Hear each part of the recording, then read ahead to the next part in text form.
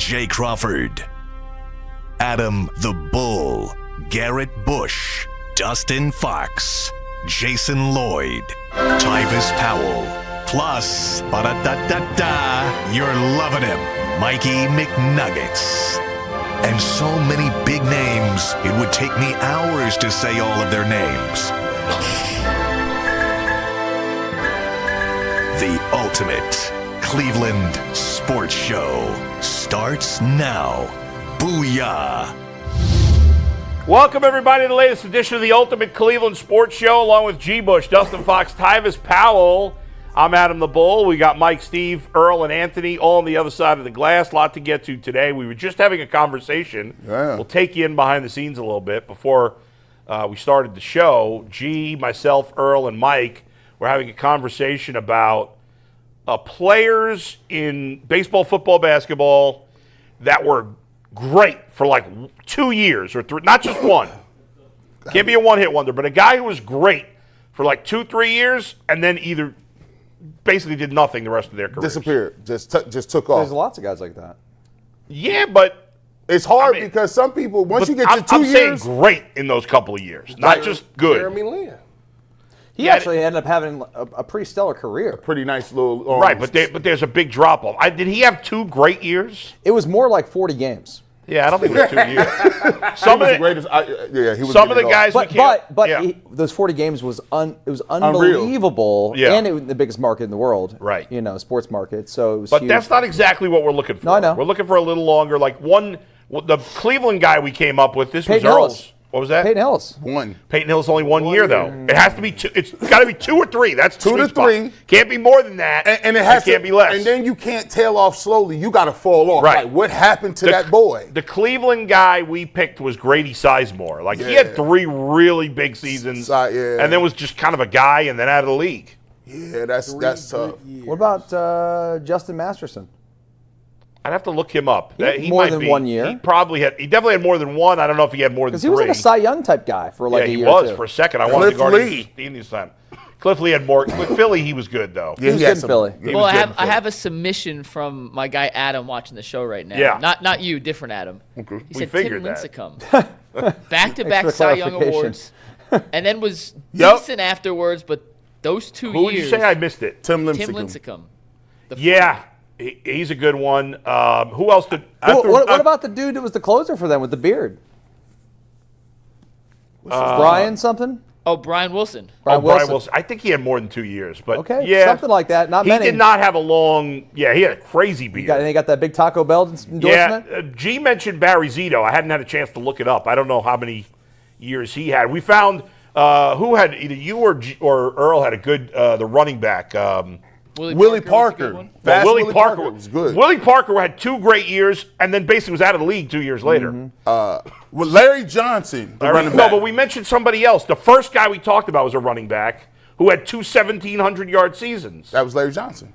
Larry Johnson. Larry Johnson, Yeah, right. that was Larry Sorry. Johnson. Yeah. Not grandmama. Z- Larry was a- Johnson in a 2-year stretch. Oh, with the Chiefs? Yeah, Yes, yeah. in a 2-year stretch, was way- Larry Johnson No, had 3,500 yards rushing and 37 touchdowns and never had 1,000 yards in It was any like year. 07, 08. Yeah, and then was basically nothing the rest of his Shaun career. Alexander after? Did he win like MVP? Well, Shaun Alexander won like MVP or whatever, and then was gone 2 years later. But he had more than 2 years He had a before good, that. good decent career. Yeah, he had been a really good player. Yeah, but- he went. I'm looking at Alexander right now. Yeah. He went 1,300, 1,200, 14, 17, 19. Yeah. No. Oh, That's we too long. missed one. Jamal Oh. Charles. Is Deshaun Watson on that list? No. Nah, he had 3 years. Well, it's 2 to 3. It's true. It's 2 to 3. It's a good point. And He played 4 years in Houston, but one of them he was wasn't injured. really- He got yeah. hurt, I think. he got hurt, and Yeah. then he had to. If 3 years qualifies, Yeah, then Deshaun Watson. is the answer to this. Wow. Deshaun Watson is Yeah. if 3 years were going to qualify, because he played 6 games as a rookie, got hurt, so that doesn't count. Yeah. Years the next- 2, 3, and 4, he played at a Hall of Fame level. 18, or 19, borderline. and 20. He went 26-9, 26-12, 33-7, led the league in passing in 2020, was a 3-time Pro Bowler during that stretch, a 1-time All-Pro quarterback, threw for 4,200, 3,900, 4,900 yards, and had a QB rating that was as high as said he any was an quarterback in the league All-Pro? over that time. Yeah. He was an All-Pro in 2020. First team? No, second team in 2020. According to Pro Football Reference. By the way, those 2 years that Larry Johnson had 1750 plus both years, 17 touchdowns plus both years, did not lead the league in those categories. Somehow. Josh Norman. Ooh, No, he had more than. He had more than 2 years. Yeah, I think so because he got a big payday. In Washington. In Washington. For the Browns, He was good for Carolina. He was. For the Browns, we've got right. a million one-hit wonders. You mentioned Peyton Hillis before. Gary Barnidge, remember he had that one big year? No, here you Gary Barnidge. Terrell Pryor. Terrell Pryor. Jerome Harrison. The running back? Watch this. Jerome Harrison rushed 2 or 3 games for over 200 yards. Jerome Harrison against the Chiefs ran for 217. Reuben Drones had a year here. Derek Anderson. 1 year. Well, I mean, Braylon had. Braylon. 07. Yeah. Him and Kellen. Didn't he have like 20? He had like 1,800 yards, I think. Almost. I don't know. It was Crazy. Ain't no way he had 1,800 yards. Braylon Edwards? Josh it was Gordon. touchdowns. It was a touchdown. I was about to say. Brandon Edwards had crazy touchdowns. It wasn't. yeah, he had like he had 15 1,800 touchdowns. yards. Yeah, in 20. It was 07. It was 07. He had 1,289 yards and 16 touchdowns. See? Second team All-Pro. Tony Romo as a broadcaster. One good year. You playing? That's a one-hit wonder, but we need 2 or 3. Dang! I see. He's fine for me now. Media Sour. crime, man. What's going on with this, Yeah. man?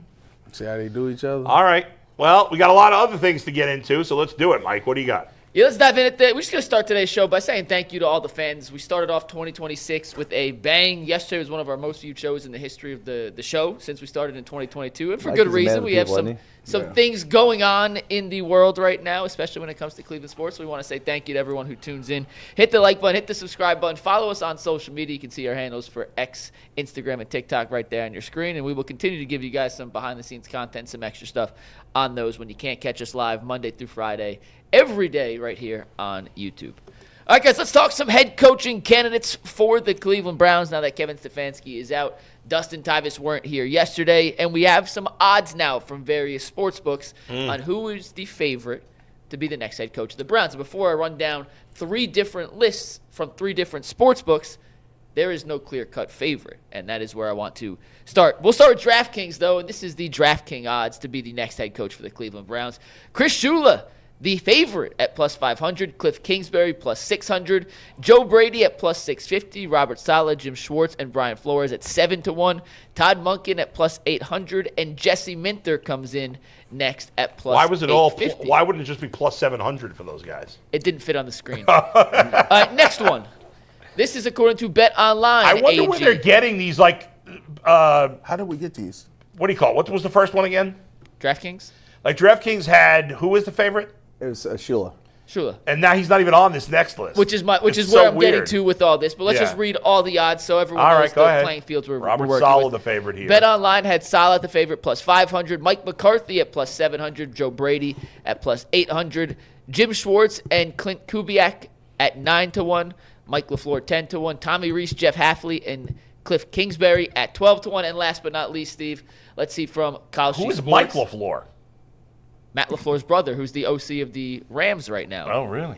New candidate for bowl. And lastly, from Cowsey Sports, they had Mike McCarthy and Cliff Kingsbury, the favorites, at plus 376. Jesse Minter, the defensive coordinator for the Chargers, at plus 733. Can you imagine they Mike hired Shula, Deion Sanders? Kubiak, Brady, plus 809. You got Saleh. And last but not least, crazy. you got Deion Sanders at basically 11-1. So there's no consensus is what I wanted to show with this. Absolutely no consensus whatsoever. So, Tyvis, we'll start with you and Dustin. Well, I got 'cause Mike you guys weren't here McDaniel on the list. yesterday. He's not fired.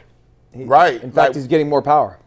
Yeah, you we go. were talking about Mike McDaniel yesterday, but I think they announced yesterday he's not getting Just fired. copied the odds from the Yeah, I hear from you. the Cowsey Sports. But All right. Those odds, Tyvis. first off, those odds don't mean anything. Nothing. Those odds are put out there so people can bet on it. Right. And as just people guessing, people bet, the odds change. Right. And you can only there are limits on the bets. All You right. can't put like $1 million on it. Put like Tyvis $100. with the new facial hair. Go ahead. Thank you. You Yeah. look like you like 10 years older with the You do. mustache like that. very much older. 10 years older? Yes, mature. Not in a negative way. It just all of a sudden he demands respect.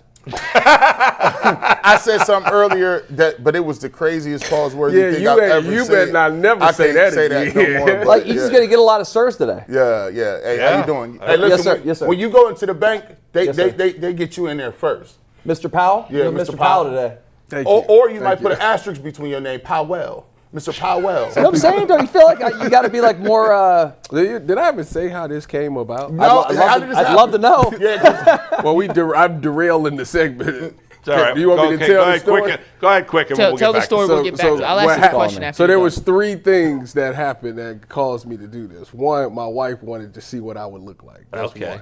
2, She didn't want you to shave the whole thing? I told her I was not doing that. Okay. But so 2, when Ohio State lost to Indiana, I had said that I would cut my beard if they lost. Oh, that's true. And yeah. 3, I was lining it up the other day and I took it a little too far. That's the real reason. Yeah. And I was like, yeah, that's it. start from scratch. All you Yeah. bearded guys understand Well, what but that you is. didn't shave. You were supposed to shave when they lost, and you didn't do it. I told everybody that I would shave, but I'm not shaving the whole thing. I said I would shave the sides. You're reneging on the bet. No, I literally explained that I would not shave the Oh, entire you said thing. that before you while you made the bet. See, all right. then the that's- depressing part is all his facial hair gonna grow in way before mine, and I'm disappointed by that. And I ain't You touched never know. nothing. It might not come Yeah. back. No. How long does it take to get that mustache going? Years. Years. Yeah. Years. Like if someone like cut it off in the middle of the night, you'd be like, dang. I mean, as bad as that is, how about Ken Carmen? That guy can't grow facial hair to save his life. yeah, that's a wrap, man. Is that a fact? Yeah, he Yeah, can't. he can. It's It baby just don't- face, man. Yeah, It don't work that way, man. I Yeah. told All you. right, Ty, to bring this back to the coaching surge, we saw from the odds that they really have no idea. There is no Come on, clear-cut Tyvis. Who you favorite. want? Who you Yeah, like? who Well, would you prefer yesterday, here so in I this tuned situation? into the show yesterday, and I seen that it's just from y'all and just checking Twitter and all this, it's a consensus that everybody in Cleveland wants Brian Flores. With that being said, there's a 0% chance that we are getting Brian I Flores. don't think it's zero, but It's 0%. I think it's low. Brian Flores is going to the Raiders. He will be the head coach. They're going to take Fernando Mendoza, and that will be Why are you that. so confident in Because that? Tom Brady's in charge of it, and Tom Brady loves Brian Flores, so that's why that's going to happen. Yeah, so that makes sense. Brian Flores, get it out your head. It's not happening. All right. With that being said, Logical. the 2 names on that list that actually it makes me think a little bit. One, Robert Saleh, bias. Obviously, that was my defensive coordinator when I was Yeah. in San Fran. He's a great guy, great leader of men. He runs a 4-3. Is he going to get up in there? You know what? Oh, absolutely. All right, I like that He's then. a great leader of men. I'm down They with will him. Follow him. I'm down with him. Even with the Jets, I kind of think like once he got fired with the Jets, you seen the players all talk about how they really respected him. Obviously, the Aaron Rodgers thing was whatever that was. But outside of that, I think he's a really respectable coach. And then the other guy would be Cliff Kingsbury. You like him? I do. You know why? Because he's an offensive mind. This would be his second time being a head coach, so he's got some previous experience. I love the fact that he's up under Dan Campbell right now. Dan Campbell is also like one of those guys that's a leader of men that guys really respect. So I love that. Obviously, he'll be able to take something from there and come here, but he would need to keep like a Jim Schwartz around if they hired Cliff. Dustin, how about you? All these names are great. To have like one that I feel like we have to buy into, or is like if they don't get this guy, I mean they're Yeah, right. screwed because whoever they hire is probably going to fail. Let's be honest with you. So the reality is we're gonna talk about these names, and someone's going to be right about who they hire, and they're only right for that 1 second. And the second they get hired, they're going to fail. Unfortunately, because the owner is delusional. He is. Did you guys hear him yesterday? Yes. You think that guy is going to hire the right guy? What the most incredible thing? Are we talking about what Jimmy's Yeah, we comments? got some of Jimmy's comments coming up next. All right. But you We'll mean, stand off no, no, site. no, said- Phil I'm mentioned just it 'cause I'm it's just telling you related right to now coach that they could hire the next Bill Belichick, whatever it may be. It's just it's going to be really hard for it to work here because of how dysfunctional from the top it is. Did I say Cliff was under Dan Campbell? I mean Dan Quinn. My fault. yeah. Y'all know what I meant. My fault. I get what you're saying. And the coach is going to have a lot to overcome. But There's no doubt about I it. also understand we've got 2 hours to talk about it. Well, we're listen, going to talk about it. I'm not going to say the coach has no chance to succeed. He's up against long odds to succeed. There's no doubt You talking about about it. year one or period? Certainly in year one, he's got against long odds. Yeah, I mean, and even long term. There's a multitude of layers to this, guys. Number one, they didn't fire the GM. So next year, when they draft whoever at quarterback, and it doesn't work out, or it's looking like it's going to take some time, and they win 3 games again, well, Andrew Berry's going to be the scapegoat. Whether it's next year or the following year, he'll be gone, and they'll have a head coach in his 3rd year with a new GM. How's that going to work? Second, if he gets fired. Well, if he gets fired after this year, yeah, it's not good. That's not a, With that being said, yeah. I love John Gruden. Yeah, I hate. You just wrote a whole cocktail bomb in and just like. I do not love John Gruden. I feel like Kingsbury, like that guy, just keeps getting mentioned all the time. What has he done? Kingsbury? He's supposed to be a good offensive mind. He is a good offensive mind. But that's not what you two should know better than anybody else. That's not what makes a good head coach. That's who gets hired in this league. But that's stupid. I think we need a leader of men. You don't think he's learned a little bit from? I don't know, but he got handed an NFL job without doing anything in college. Yeah, and he failed miserably. Right. But he also made a rookie quarterback in Jaden Daniel look like the 5th best quarterback in the league last year. I don't know, man. Guess what we got? Young quarterbacks. He impresses somebody in these interviews. Listen, whoever they hire. Because everybody wants the offensive guy. That's probably one of the best ones you're going to get as far as a guy that's got head coaching experience. Here you go. Here's a name for you. How about the Browns go out and hire Curt Cignetti? How about that? Pay him $20 million a year and say, do whatever you want. You're going to take a guy straight from college that's never really worked. You think it would work with him? What's ever really worked in Cleveland? Nothing. Okay. But no, just in general in the NFL, a coach going straight from college to the pros. Hey, you know what? Do something Nick Saban couldn't do. Do you think he would be a good NFL coach? I do. Who said? I think Cignetti will be good at everything. You think he would ever leave there? Oh, no, you talking about Guy's Cignetti. just a winner, man. You think he would leave? I mean, listen, if he wins a natty, Yeah. and then all of a sudden someone's paying him $20 million a year, Yeah. Go from winning the FCS championship to the NCAA college. Nah. you will that have won at championship to the FCS, D1, and then what if you win the You don't want Cignetti? No. Listen, if I'm him, I'm just throwing it out there. I Because like the nice cushiness. Stay right there and get. Because I mean, He's He's a now god a god in in Indiana. Indiana. He can He's do like- no wrong in Indiana. I don't think. He doesn't even have to win another natty at Indiana. He's already made them. He's the best coach Indiana's ever had. Right, by far. Yeah, They could build the statue next year. Yeah. Gee, who do you like? Man, what's so crazy is there's no name besides Brian Flores to me that sticks out that says, go get him right now. Same. It's just the reality is going to be whoever they pick, they better be sold on them. You know what I'm saying? Because that's their pick, and they're going to have to roll with it, and they're going to have to pay dividends. I like Cliff Kingsbury's offensive mind, but I don't know if how I feel about him being like he hasn't shown. There's nobody on this list where you can look at their immediate track record and say, I got this guy over this guy. Well, they wouldn't be on the list if that was the case. So we're at the point where you do got a bad team. You don't have a lot of the same things that good teams have. You do have some nice pieces and parts that you can look at, but these coordinators are the same way. They're available for a reason. So you have to match what you got the best, and I do believe that the most important things is I do need a leader. I need somebody that's going to change the way things were ran prior. And I need that. And from the outside, unless, obviously in your case you played for Robert Saleh, but for the most part, we don't know. We've seen these guys and what they've done as coordinators. Right. But we're judging them based on that. We don't know how good a leader they are. Well, we see the two I still have had head coaching jobs. They just didn't work out. Yeah. They had head coaching jobs. It just didn't work. I'll tell you this. If you I take all your takes today way more seriously, though. Yeah. I do too. With that, Until he just decided to talk there with the With a candy in giant his cough mouth. drop in his mouth. Yeah. the mustache adds credibility to your takes. It does, man. It does. What's wrong with y'all? So I got a question for you guys. Yeah, real yeah. quick. I was talking to somebody yesterday just about the hiring process. This was someone not in the NFL, it's an NBA guy. Yeah. And he said this is Andrew Berry, most likely his one chance to hire his own head coach. Right. Right? You don't get many, as a GM, you don't get Yeah. many out. This could be his one and only chance to hire a head coach. That's just how the business works. Yeah. We know Berry comes from an analytical background. Yeah. We understand they're coming off a guy like Kevin Stefanski who had an offensive-minded approach. Whether or not the results were there, he was an offensive coach. Yeah.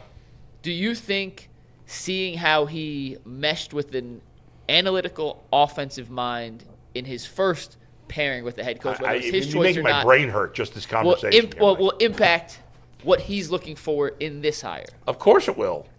So you think he'll lean defensive-minded Oh, head coach?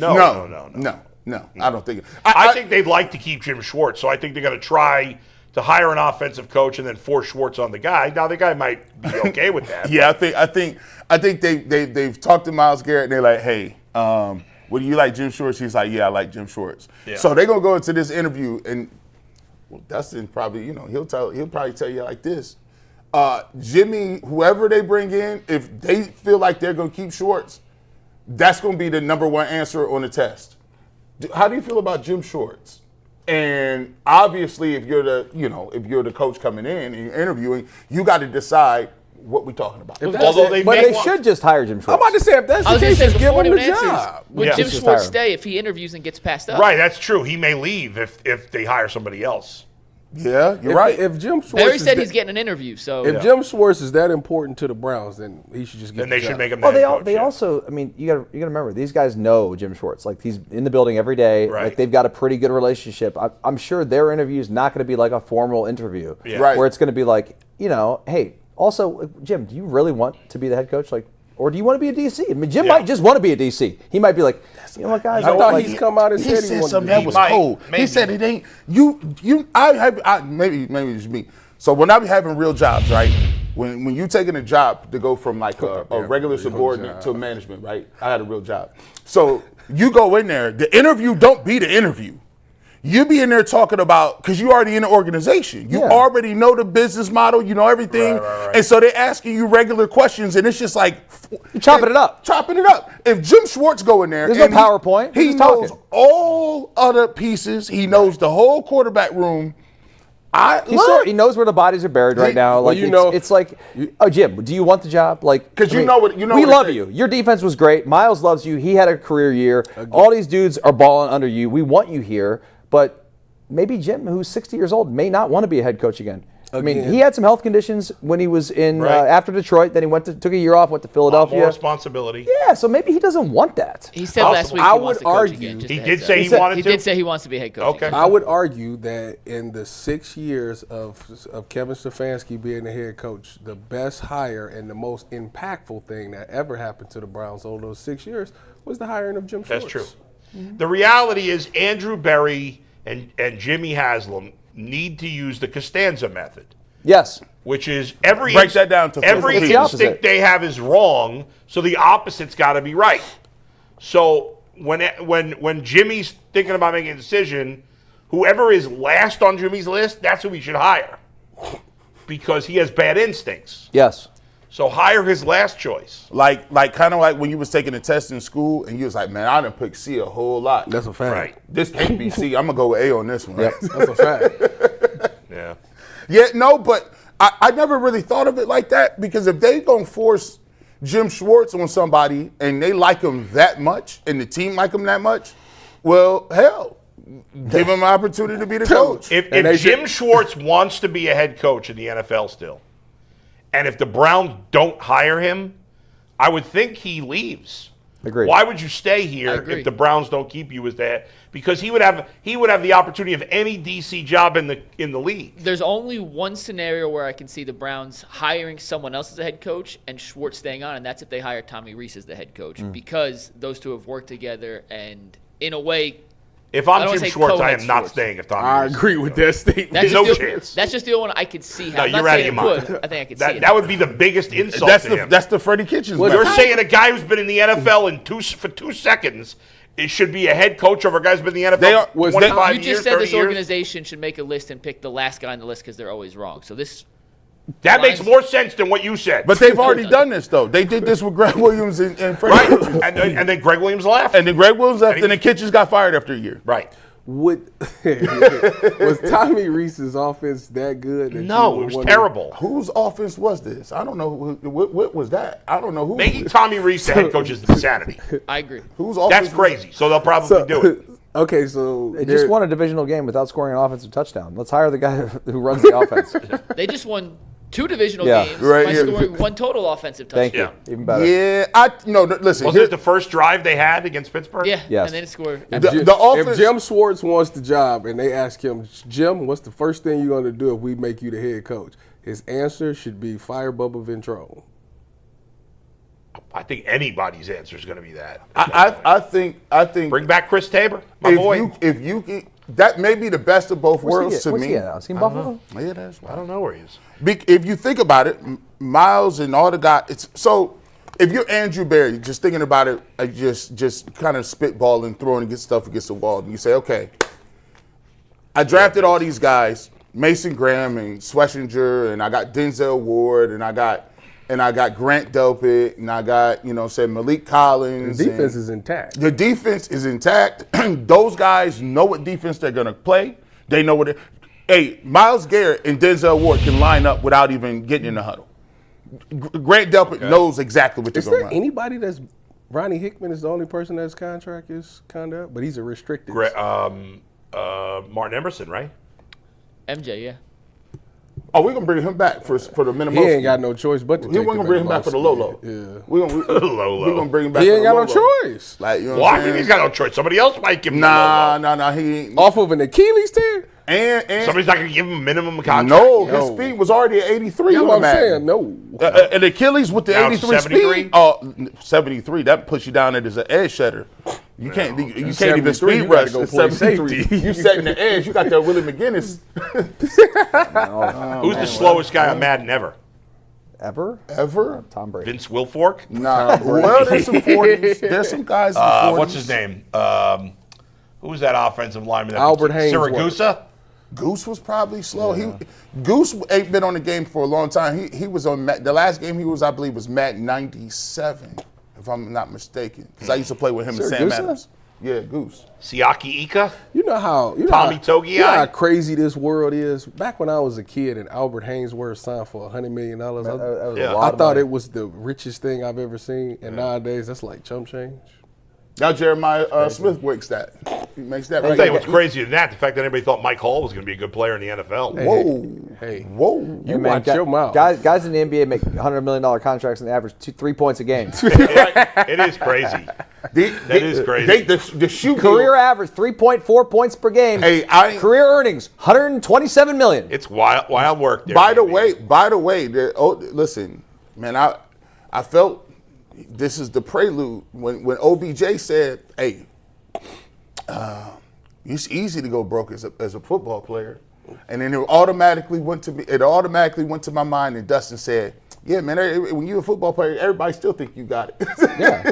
you could be a walker. You could be a free agent walker. only You got to be a only- dumbass to make that kind of money and go There's broke. only 3 guys in an NFL locker room that make any money. Hey. Okay.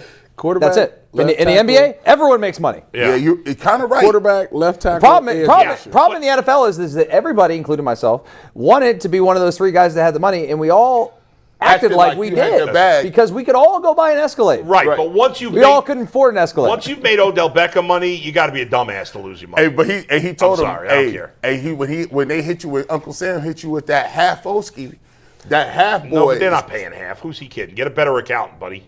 Well, you gotta get Billionaires that. are paying nothing. You gotta get an LLC. You gotta get you a company. Yeah, well, he's smart enough to realize that. Let's go. And it is- he ain't what paying What he no said? He half. said he got a $100 million contract, got split in half to 50. So he's at full of 50 crap. over 5 years. What did he say? That's 12, 13. Are we really going to feel sorry for someone? And then he said you. No, buy- no one's feeling you sorry could for just put him. it all in the Yeah. bank and you'd never be able to work the rest of your life. You No one gotta- feels you- sorry for the guy, but Sometimes you gotta chill out. But in that world, if you live in that world, and I've seen it, Yeah. it can go really fast. Like Yeah.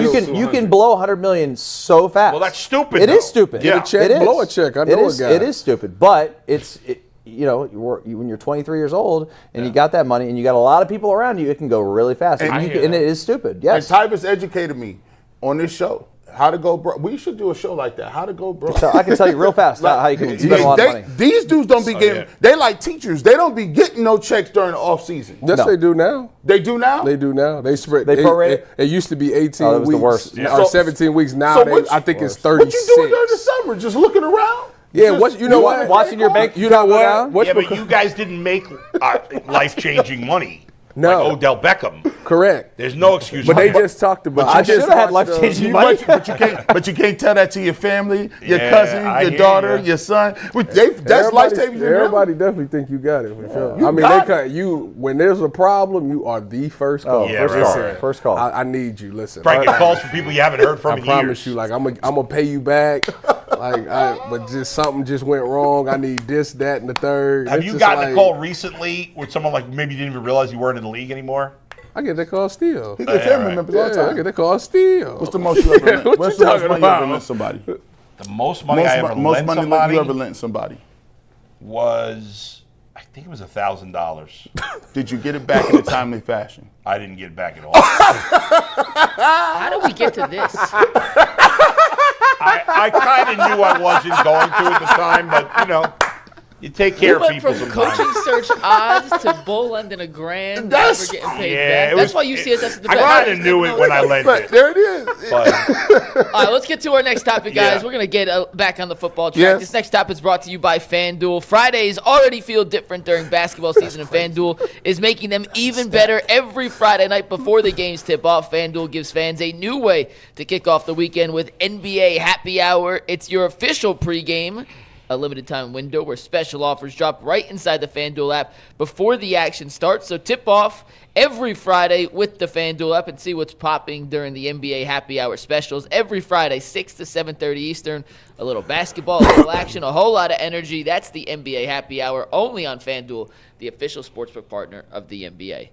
Bo, you mentioned Jimmy Haslam and Andrew Berry. Well, they had press conferences yesterday, and we're going to kind of dissect some comments they made about the quarterback position and try and figure out what that means moving forward as the Browns try and solve the quarterback carousel they've been on since they came back to Cleveland in 1999. The first comment comes from Andrew Berry when he was asked about Shedeur Sanders and the future of the Browns quarterback position. Andrew Berry said, and I quote, "We're going to do our work on the quarterback market. I can't tell you today if the starter in 2026 is internal or external." Jimmy Haslam was asked, do you think of Shedeur as the quarterback of the future? And Jimmy said, quote, "I'm not going to get into specifics. We have a lot of work to do on the roster, particularly on the offensive side of the roster." And during his opening statement, Jimmy Haslam said, "I think we had one of the better drafts that we've had ever. I think we added 4 really good football players who were either first-team All-Rookie or second-team All-Rookie. Those All-Rookie players most likely will be Mason Graham, No, most Quinshon likely, Judkins, they are. Carson Schlesinger, and Harold Fannin. yeah. So after seeing and hearing what Andrew Berry and Jimmy Haslam had to say about the quarterback position, what do you think that means for Shedeur Sanders' future here, Bull? By the way, before we answer this question, it's in the same vein. The last few weeks of the season on every broadcast, they kept pointing to the Browns like having more passing yards, rushing yards, receiving yards from rookies than like any other team, as if this was a great accomplishment. Like, nobody on the Browns offense had a great season. I'd say Harold Fannin had if you compare to the general NFL, nobody on the Browns on offense Where had a did great Harold finish in tight Harold ends Fannin had this season? a good season for a tight end. I understand he's a rookie. I understand the circumstances is a bad team. But if you look, nobody on the offense is going to the Pro Bowl. Not at all. No. So, I think those were overblown. That being said, what do I make of the statements?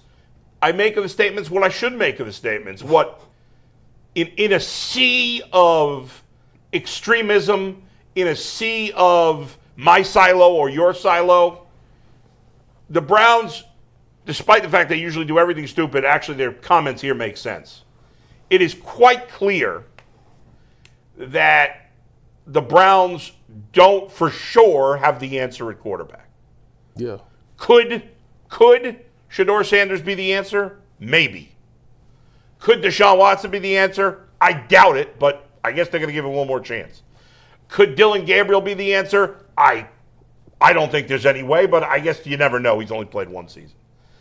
There's clearly nobody that's proven themselves on this team that is a sure thing. So if you are not considering other options, whether you end up going with the same 3 guys or not, it would be criminal to not consider other options, whether it be veteran or rookie. So that's why they're talking. If you have a short thing at quarterback, if your quarterback one is set, you don't make any of those comments. I agree. None of them. I agree. So that's what it should be. Let me tell you this, Bull. Yeah. The great senator from New York, Adam the Bull, just laid out so eloquently. And to believe it or not, I actually agree with a lot of Bull just said. You know why? I talked to Earl about this the other week, man. So this is exactly what they're supposed to say. This is it right here. This is it. Because there's three things you got to get. When you're Andrew Berry, you got to set the table. You got to also, at the same time, be recruiting. He said something that I thought was very, very good. He said, look, man, the head coach that's coming in is going to have a say-so. How is a head coach going to come into here and not be able to see what they want to see? How are they not going to be able to evaluate and take the job and be handcuffed, right? You don't want that to be a perception that guys are going to come in with no say. The second thing is, in terms of what they're doing in the draft and free agency, you need to let everybody know in the league, we open for business no matter where it's at on that draft board. We might be taking a quarterback. We might take two. We might not take a quarterback. But what you got to know is we not going to let you know about nothing we doing or how we moving. So you got to be open to do your due diligence on everything. And then the third tier of the program is I want these dudes. Even if I had a conversation with Shedeur Sanders and he said, I like some stuff that he did, I thought he made some progress. But at the end of the day, I'm going to let you know I got to do what's best for the Cleveland Browns. And that means when you come back here, I want that offseason to be looking spectacular. I want you to be the best. Deshaun Watson, I want you coming back with your mindset ready to go. I need some competent Dylan. Don't come back here acting like these two is ahead. You need that type of energy because you're going to get a new coach. And the reality of the situation, this is how it works. This is how it works when you get you a new coach. Tyvis seen it. Y'all had Jim. Did you go from Tressel? Which one of y'all had a different coach? You had Urban your whole time? Yeah, but Tressel gave me the scholarship. Okay, he got your offer. Mm-hmm. When that new coach come in, everybody is ground zero. Yeah, it's like you got to establish everything. You got to earn. You got to earn. My new coaches came in, they didn't even say nothing to me in the hallway. They said, "Oh man, this dude from Canton McKinley, bro." I was like, "Man, I'm nice. I'm the coach." They like, "Listen, these new coaches came in like, yeah, right. No. We're not hearing you." So what you want is you want your guys to be earning it every day to a certain extent, unless your name is like Patrick Mahomes or Myles Garrett or something like that. If you Myles Garrett or Denzel, you good. That's not true because Joe Hayden got shipped right out of here when G-Dub became the D. I was here. I couldn't believe it. So G-Dub shipped him right out of here. So everybody's supposed to have a little bit of healthy fear moving forward. Andrew Berry is not doing no victory laps. Andrew Berry is just, I told him yesterday, we told you, this ain't no 10, 15 years. Listen, you got to come in and deliver next year, right today, tomorrow. So he talked about his cap space. He talked about all that.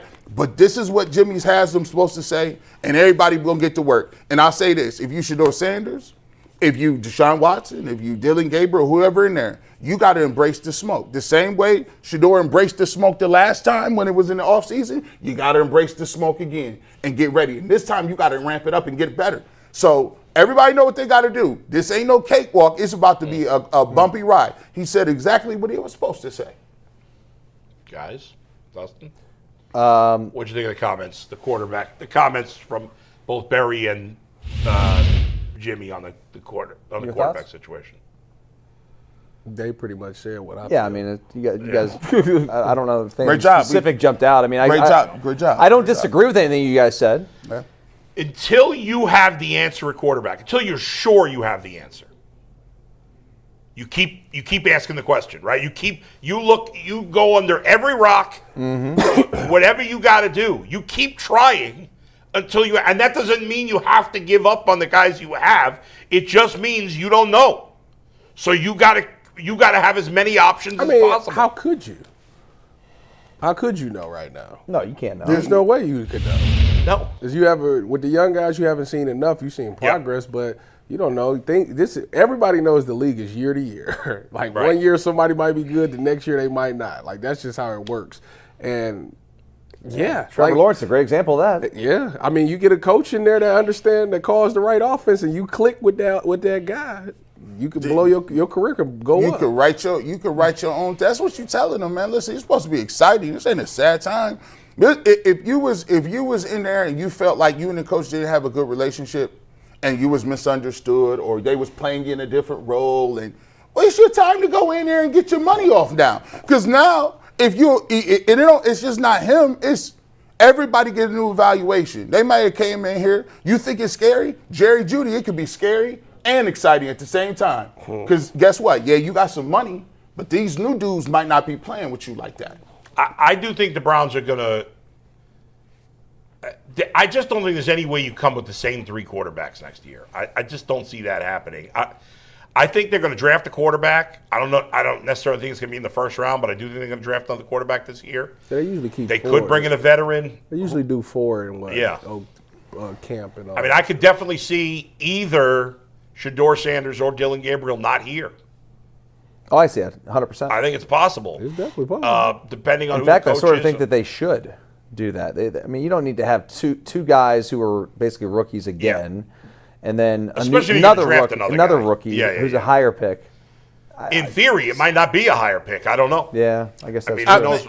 To me, if you ask me what, I do believe the majority of the roster will be here. If you say there's one of them, I would lean towards they being here, especially if you say, all right, if Jim Schwartz is the head coach, now you got to bring in a season play caller, offensive coordinator. But I do believe that they're going to have 4 quarterbacks in camp. They had 4 quarterbacks in camp last year. I know everybody thinks it's a foregone conclusion. I don't agree that it's a foregone conclusion that Deshaun Watson is back, because there may be a coach that you could get. Now, Jimmy usually will blow off coaches like this to his detriment, but there may be a coach who says, hey, I'm interested, you like me, blah, blah, blah, I want Watson out of here. Yeah. I want him gone. And the Browns could take that cap hit. It's 1 year. Then you get it, you take your medicine for 1 year. We saw the Denver Broncos go through the Russell Wilson thing. That's right. And now they're the number 1 seed, like 2 years later. Yeah. The Dolphins may have to do the same with Tua. Let me ask you this to play devil's advocate. Yeah. Right? So we don't know. I mean, I don't know. Achilles injury. He had a lot of injuries. Yeah. His shoulder. What if there's a coach out there that says, "Hey, I seen what's going on with Sam Darnold. I seen Geno Smith had a little resurgence. Maybe you got Baker Mayfield who had a little bit of a resurgence. Yeah, but this guy's Mac been good for Jones, 5 years. Hey, I'm just saying. But my thing is, what if there's a guy that says, "Look, man, kick tires in Zach Wilson or something." If they say, "Hey, look," no, he's saying if they like defend Watson. No, I'm not defending him. I'm saying Yeah. if the coach comes in and says, "Listen, okay, I If got the a guy." coach sees that, then okay, fine. I got a guy who's put some stuff on tape. He didn't look good the last couple of years, but I would rather have a veteran behind me. You think there's a good chance that there's a head coach out there that's going to want to bet on Deshaun Watson at this point? I don't think you would bet on him. I think he's a backup. Bring back the Leroy Bickerstaff Twitter account. You know what I'm saying? What was Leroy? I forgot. Leroy It was Deshaun's burner. That was his It was Deshaun's burner. Allegedly. Alleged burner. If you got, so here's my thing. I do believe that where it fell apart for the Browns last year was you had 2 rookie quarterbacks competing against one another, and one was the backup and one was the starter. Yeah. That don't work too much because those guys have a natural competition, and one guy don't really know nothing. Y'all both learning. Somebody come in and say, "Listen, well, I could have worse backups than Deshaun Watson." Yeah. Or they could move on from Watson and sign somebody else, another veteran, to be a backup. Or they could draft somebody in the 4th or 5th round. The idea of having 2 young quarterbacks as your first and second quarterback is not a good idea. I actually would like to see the Bengals re-sign Joe Flacco to be their backup next year again. Can still play. Yeah. But this will be the interesting part. I think every time it's going to be interesting. Every single time that they bring up another coach, whether it's offense or defense, Tyvis, they're going to reevaluate what they think about the quarterback. Then when you get another coordinator, we're going to have to go back and reevaluate. What do you think about because those are the 2. I would just hope, G, that the Browns behind the scenes are trying to find the best coach, not the best coach that fits their agenda of who they want at quarterback currently. like if they're not open-minded to getting rid of any of the three quarterbacks to get the right coach, I think they're making a mistake. Well, I will say this. The coach, I've always said this about it a lot. I believe that the Cleveland Browns or any organization has to fully wrap their arms around a quarterback. Like, I think for a quarterback to be successful in the NFL, you got to pick a dude and say, this is the dude, and at least we're going to give you enough runway so we can give you an opportunity to prove yourself. So what I would hope is after we come through this process, the draft and the coach and everything, that the Cleveland Browns for once will say, hey, this is the dude we're going to pick. We're not going to go throw to throw. But there may not be a dude they think is worthy of that. But at least during the season, even when we get to the first start of the season, I would like them to, because we heard this with last year with Pickett, Flacco, Gabriel, Shedeur Sanders. There was never a point in time where they was like, this is the guy, we're going to roll with him. That's right. It was wishy-washy the whole time. When is that ever the case when there's not a proven guy? Well, at least, or a guy drafted in the first at round? least for the start of the year. Yeah, you don't have to have that in 27. It would be ideal. At least for the start of the year in 26, you commit to something. All right, Mike. Let's get to our next topic, guys. We're going to talk a little Cavs later in the show. Jason and I are going to do an Ultimate Cavs show tomorrow, so you get all your Cavs coverage. They play the Pacers tonight. Donovan's sitting due to rest. They play every other night for the next 10, so no Donovan, but the Cavs take on the Pacers, and tomorrow we'll have a little Pacers recap. Is terrible, right? Tomorrow. Pacers are DG terrible, for yes. 35. Cavs have trouble with the Pacers. Give me every one time they reason play. why I should watch this game. Them hard. You should watch the Ultimate Cavs show tomorrow. Because Them hard. DG going for 30. There you go. All right, guys, to our Mathering. next topic we go. These comments from Myles Garrett came on Friday, but based on some of the things that we've said yesterday and today, I wanted to bring them back up. And Dustin, we'll start with you after I read this comment because of something you said a second ago. Myles on Friday asked about his future with the Browns, and Myles said, quote, I am committed to winning. As long as the team and the organization are doing so and they're committed to that same thing, then I'm all on board. But if we're thinking other than winning, if it's tanking or rebuilding, that's not me, end quote. Dustin, earlier you said when it comes to whoever they hire as a head coach, it may not work and probably will not work because of the owner. And you said in year one, it will be incredibly difficult to put together a winning team. Yeah, Myles is not going to be happy next year. That was my question. He's not going to be a happy How's this camper. going to end then with Myles Garrett? Can we go through a whole other summer of trade rumors, trade requests if he's not part of this? Is the trade more likely? Well, listen, More I possible? certainly hope that Myles Garrett is not a distraction next year because, like, it's going to be a rebuild. We have two skilled players on offense that we feel halfway decent about. Harold and Quinshawn. Yes. And one guy's coming off of a devastating leg injury. Yeah. That who knows what's going to happen there if he's going to be 100% by the time the season starts next year. So You can't rebuild the entire offense in one offseason. I mean, like, Myles is delusional. I mean, I love you, buddy. You're an amazing player, but this is what you signed up for. He knew what the That's team what I'm saying. was. He knew. And he leveraged it to the 10th degree. He got paid. to He's get a great paid. player. He's just got to live with it. It's just laughable. I need him to be delusional. You know why I need you to Hold their feet to the fire. Nah, like, look, man, I need him at this point in his career. That's the only thing that's keeping him together is delusion of grandeur. Like you had, like when you got the delusional part of Myles Garrett is why he felt like on a 0-win team he could break the sack record. See, speaking stuff into existence is a thing. What's his goal next year? Hey, break that record.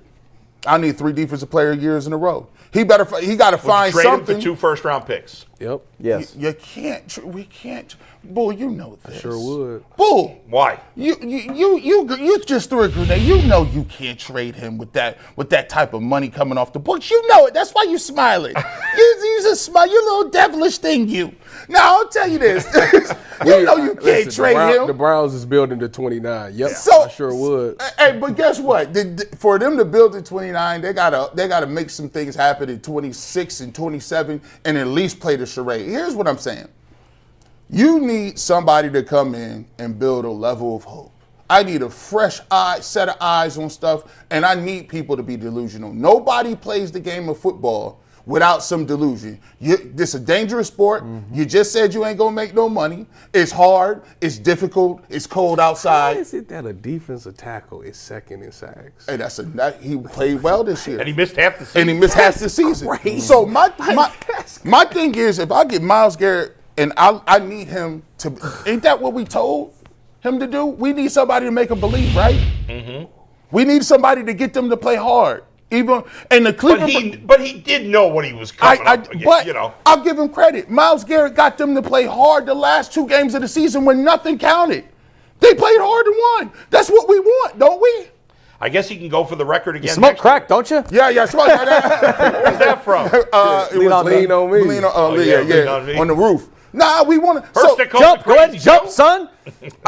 Look, man, I see these teams. I saw the Washington Commanders. I seen a lot of teams go from worst to first. I done seen them a lot. I done seen Chad Pennington lead Patriots just did it. Patriot. I need that. That's what I want. I want that. No. I got to believe that if I get the right dude and I get the right quarterback, that I could get that. It's possible. That's what you got to It's believe. possible. So Gotta get the Jimmy, quarterback. and Andrew Berry, please get back to work and let's keep cooking. We need that energy. And I like what he's saying. I'm not going to sit here and take these L's. My life is running out. You ain't promised tomorrow, bro. We could be about it. I could leave here today and be gone. You better leave what you got today. You better be in the fierce urgency of right now, bull. That's not me. And I like what he said because, look, if I could get Denzel and I could get Schwartz was a dude that had to carry him off the doggone field.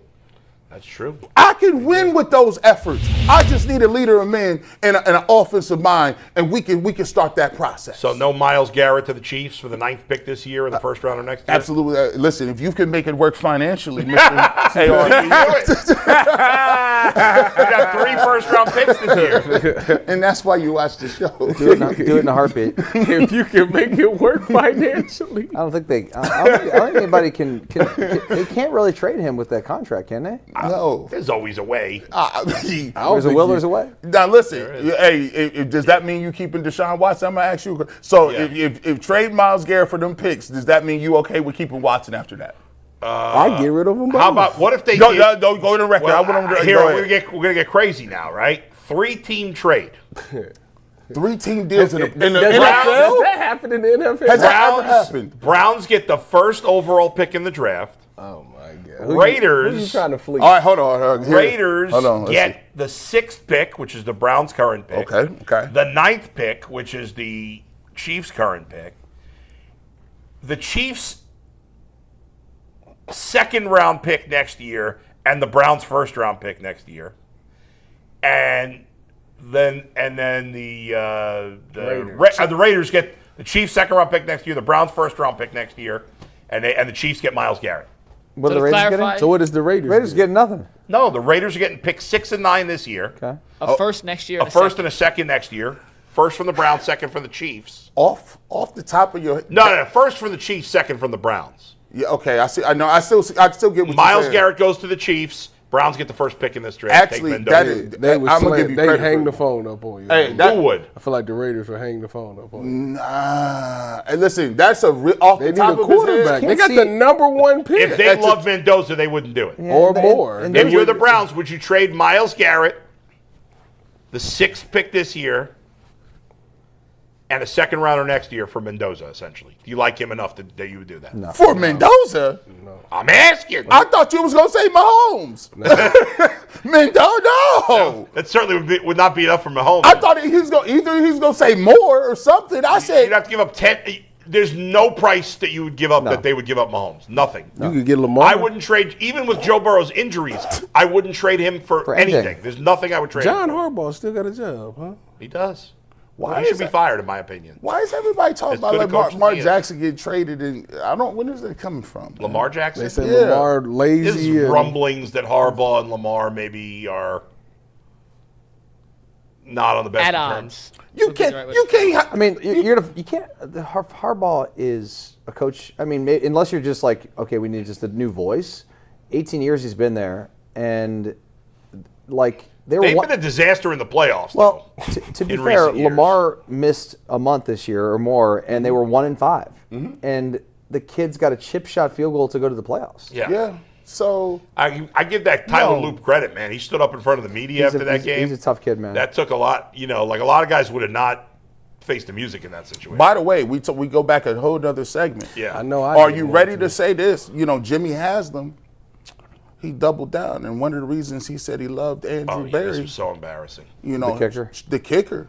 And the kicker did a great job, and I give credit for that. Schmidt got a whole parable. They talked about him on the way home. If you're But he using also the paid. kicker, He's still paying. if Dustin you're Hopkins. using the kicker to defend why you kept the GM, you've already lost. Schmidt, And real quick on Schmidt. Yeah. And he did have a terrific turnaround and a He good was rookie great. season. Tremendous The year. only reason he came to Cleveland and the Browns found him was because they gave an extension to Dustin Hopkins. Hopkins was terrible. They cut Hopkins and Right. found an undrafted free agent to bring in Schmidt. The Right. numbers on your screen. Had a very, very good season. Obviously missed the game-winning kick against Cincinnati in Week 1. Ended the season by making the game-winning kick that- against Cincinnati. Yeah, he was since, great. Great story. since that, he was tremendous. cooking. Does he count as a rookie too? He does. It counts for the class. Greatest rookie class of all time, bro. Oh, my God. It's not debatable. When the best players you get are linebackers, tight ends, and You get on kickers, you my can't be the best nerves, of all man. So time. they It's Todd a McShay special did- team. Why are you up in his face like that? I want to know the same thing. Like you hollering at her at the Close. bar. It's like up in your shit. Yeah. Yeah, man, Up let me tell in you something real here, quick. up in here. Go ahead, Mike. Well, I was just saying, McShay on his podcast did a first-round redraft, and he gave the Browns a lot of credit, but he had the Saints with the best draft class in this 2025 draft. He had Tyler Shuck being the number 1 overall pick in a redraft, and Kelvin Banks, the left tackle, being the 4th overall Wow. pick in a Would redraft. Tyler Shuck really go first overall? Was he that good? Yes. It's so funny because I was like, I feel like I you liked remember him. we had It was a 2-day had clip. I think McShay on. Todd McShay. Yeah, we had Todd McShay McShay on. kept saying like Yeah. he said the more I watch and the more I talk to that kid, I really think he's gonna be a really good player. How old is he? 26. I thought he was 32. No. Tyler Not Shuck. Brandon that Whedon. No, he's not Whedon old. He's And it's older, crazy 'cause but it's he's had a lot like- of injuries. You know what? Who cares? Remember Drew Henson? Of course. When Drew Henson came. Yeah, you Didn't baseball, the yeah, Saints right. buddy of spend mine. their entire draft like getting linemen? Well, their first round pick, number 9, was Kelvin Banks, who turned out to be a good left tackle this year. And by the way, Cliff Kingsbury, real quick, this literally just broke 1 second ago from Adam Schefter. Yeah. Breaking sources say Commanders offensive coordinator Cliff Kingsbury is leaving the organization to pursue head coaching opportunities. Why would he have to leave the organization? I don't know. Is he That still was under worded. contract? Like, No, yeah, but maybe like he's you still under can contract. see if you get a head coaching job, like that. The coaching carousel's over in a month. Couldn't 2 you, weeks in almost. theory, stay as the offensive coordinator if you don't get a job? And his I guess season he is doesn't want over to. anyway. Yeah, Or, right. or maybe he's just like 2 ways to look at it. Number Yeah. one, maybe he's got a really good relationship with that coach, and he's like, okay, I'm going to leave now because Yeah. I'm definitely getting a gig, Yeah. and let them find a new OC. Do you? Does that are you insinuating there's some tea leaves to this McNuggets? I don't know. It just doesn't feel like any real news there. I mean, I mean, we just mentioned Kingsbury as a guy that. Yeah. Tyvis I mean, he's liked definitely gonna be a had head coach. coaching. Definitely, you think he's definitely already? You're not you're giving not up your giving you a gig. job. To, I guess you're right. I mean, he knows he's getting a gig. He's not like somebody done told him something. Tennessee or the Browns? He fits what you're looking for, Bull, in a way.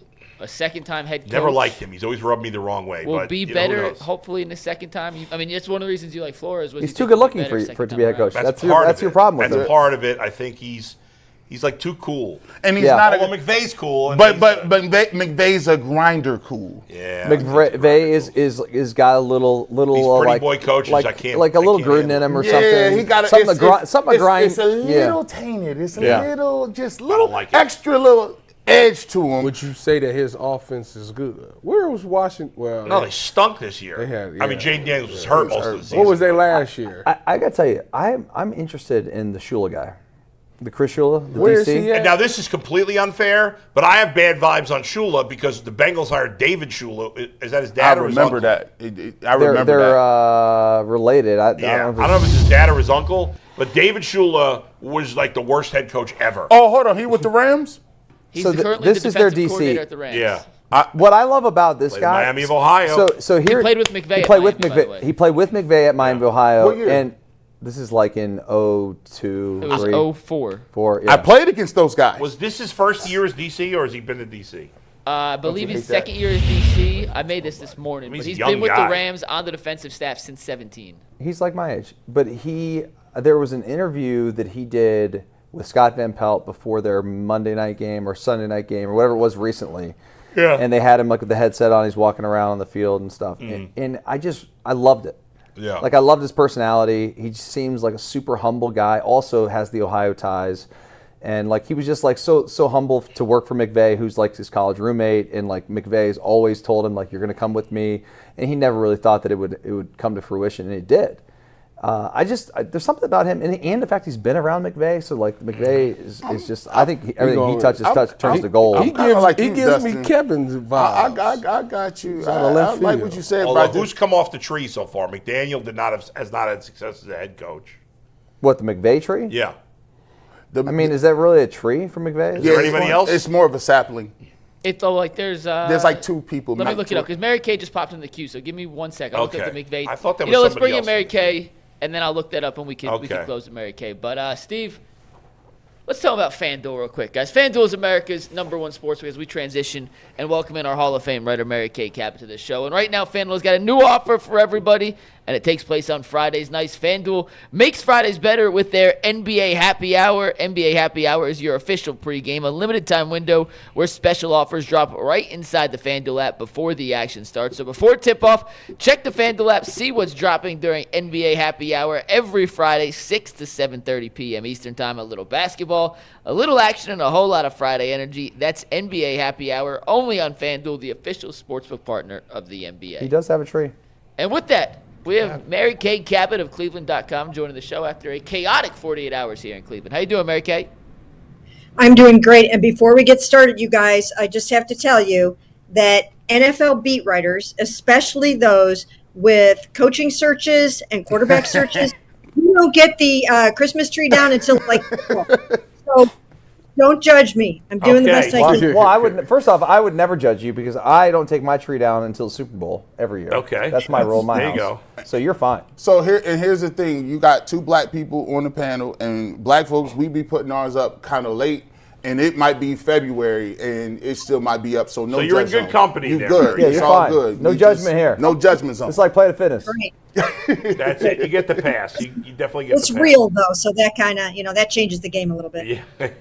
So let's talk about some of the. Obviously, there's a lot of names being mentioned. Who knows what the reality is in terms of what the Browns are looking for?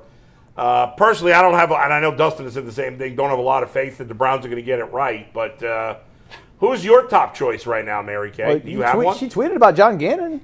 Oh, well, but that doesn't mean it's our top choice. Oh, okay. Well, I'm just Yeah, I saying. don't know. No, That's one thing. not necessarily my top choice. I don't have a top choice yet because first I want to know who they're going to interview. So I can have all kinds of wish lists, but if they're not going to interview them, then that's not going to do us any good. So the first thing that needs to happen is we need to figure out who are they bringing in for these interviews. I think they will also interview Jim Schwartz. Maybe they'll interview Tommy Rees too, and then they'll interview a host of other guys. I think most of them will be guys, or all of them will be guys. Not sure about that, so I don't have a favorite yet. But yeah, I think I would trend towards. Maybe I can't say right now, to be honest with you. I was going to say that I would lean a little bit more towards young and innovative and offensive side of the ball is what my first instinct is. But I'm going to be open to this coaching search just like the Browns are. And by the time we get into it and I do my due diligence and I study up, then I'll probably have a pretty good idea of who I would like. Mary Kay, a lot of people was scratching their heads at the fact that both Kevin and AB wasn't fired. With AB, does he absolutely have to nail this draft class again to keep his job past next season? Because if not, why wouldn't they just go out together? I don't think so. I've heard that mentioned a lot, that now he's on the clock and all of that. But I remember just sitting there with Jimmy Haslam at the owners' meetings in March, and he said, Andrew must nail this draft. And that was the terminology. He said he had to nail it. And I think that basically was a mandate that, you got to show me what you got here or you're going to be on the hot seat too, perhaps. So he did that. He went out and did that. And this draft was so good. that I really do think that, that I don't think he's going to even be on the hot seat for next year. I think they're really looking forward to seeing what all those guys can do over the next 3-4 years. And then they're going to add the next layer onto that with this upcoming draft and with this free agency period. We know they're going to overhaul the offense, and we know that they have said that they're going to do the most important thing, and that is address QB1, and they know that. So if Andrew can get QB1 right, then I think he'll be okay for the foreseeable future. But the truth is, quarterback, wide receiver, offensive line, defensive end. I mean, he's not gotten anything right really at any of those positions in 6 years, Mary Kay. Well, I don't know if I can say that. I think they've done a pretty good job, once again, at a number of those positions. And like I said before, I really do think that the 2025 draft was a game changer for him. I think it was. I think Jimmy said, this is what you got to do. And I think he did it. And now I really think that he wants to see him do it again and then add in the quarterback and the coach. This is going to be what Andrew has to do right now. He's in charge of the coaching search. He's got to find that dynamic combo of coach and quarterback. Because when you have that coach and quarterback synergy, that's when the magic happens. That's what he's got. And we haven't actually seen him hire his own head coach yet. I know he wanted Kevin Stefanski, and there were discussions. That's what Paul and Andrew wanted heading into last year, even though Andrew came on board after Kevin. That was still, those things took place behind the scenes. He wanted Kevin Stefanski as the head coach of the Cleveland Browns. But this one's on him. His name will be associated with this next head coach. So he's got to get that right, and then he's got to get the quarterback right. If he can do that, then he can write his own ticket for as long as he wants. We've been talking about it here. I think one of the biggest question marks is the quarterback position. We've been mentioning it. He mentioned it.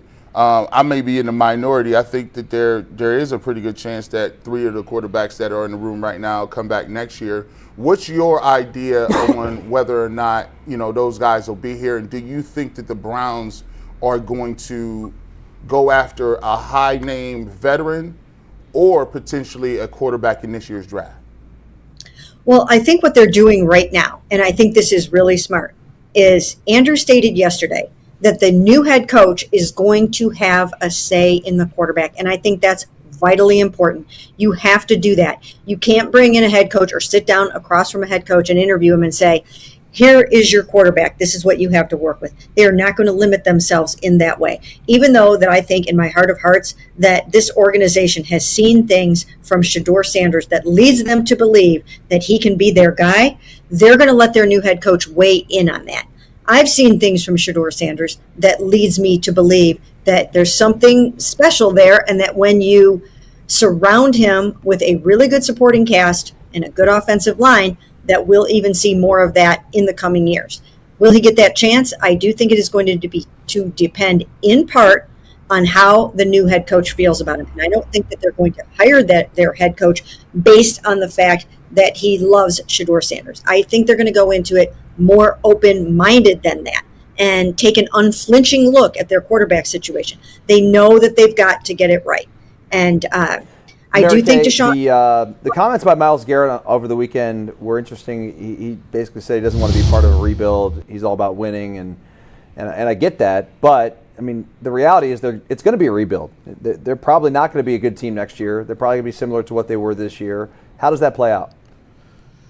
Well, it's a great question. It's a great question, and I did ask Andrew Berry that question yesterday because of the things that Myles Garrett said. And I think that they have to convince him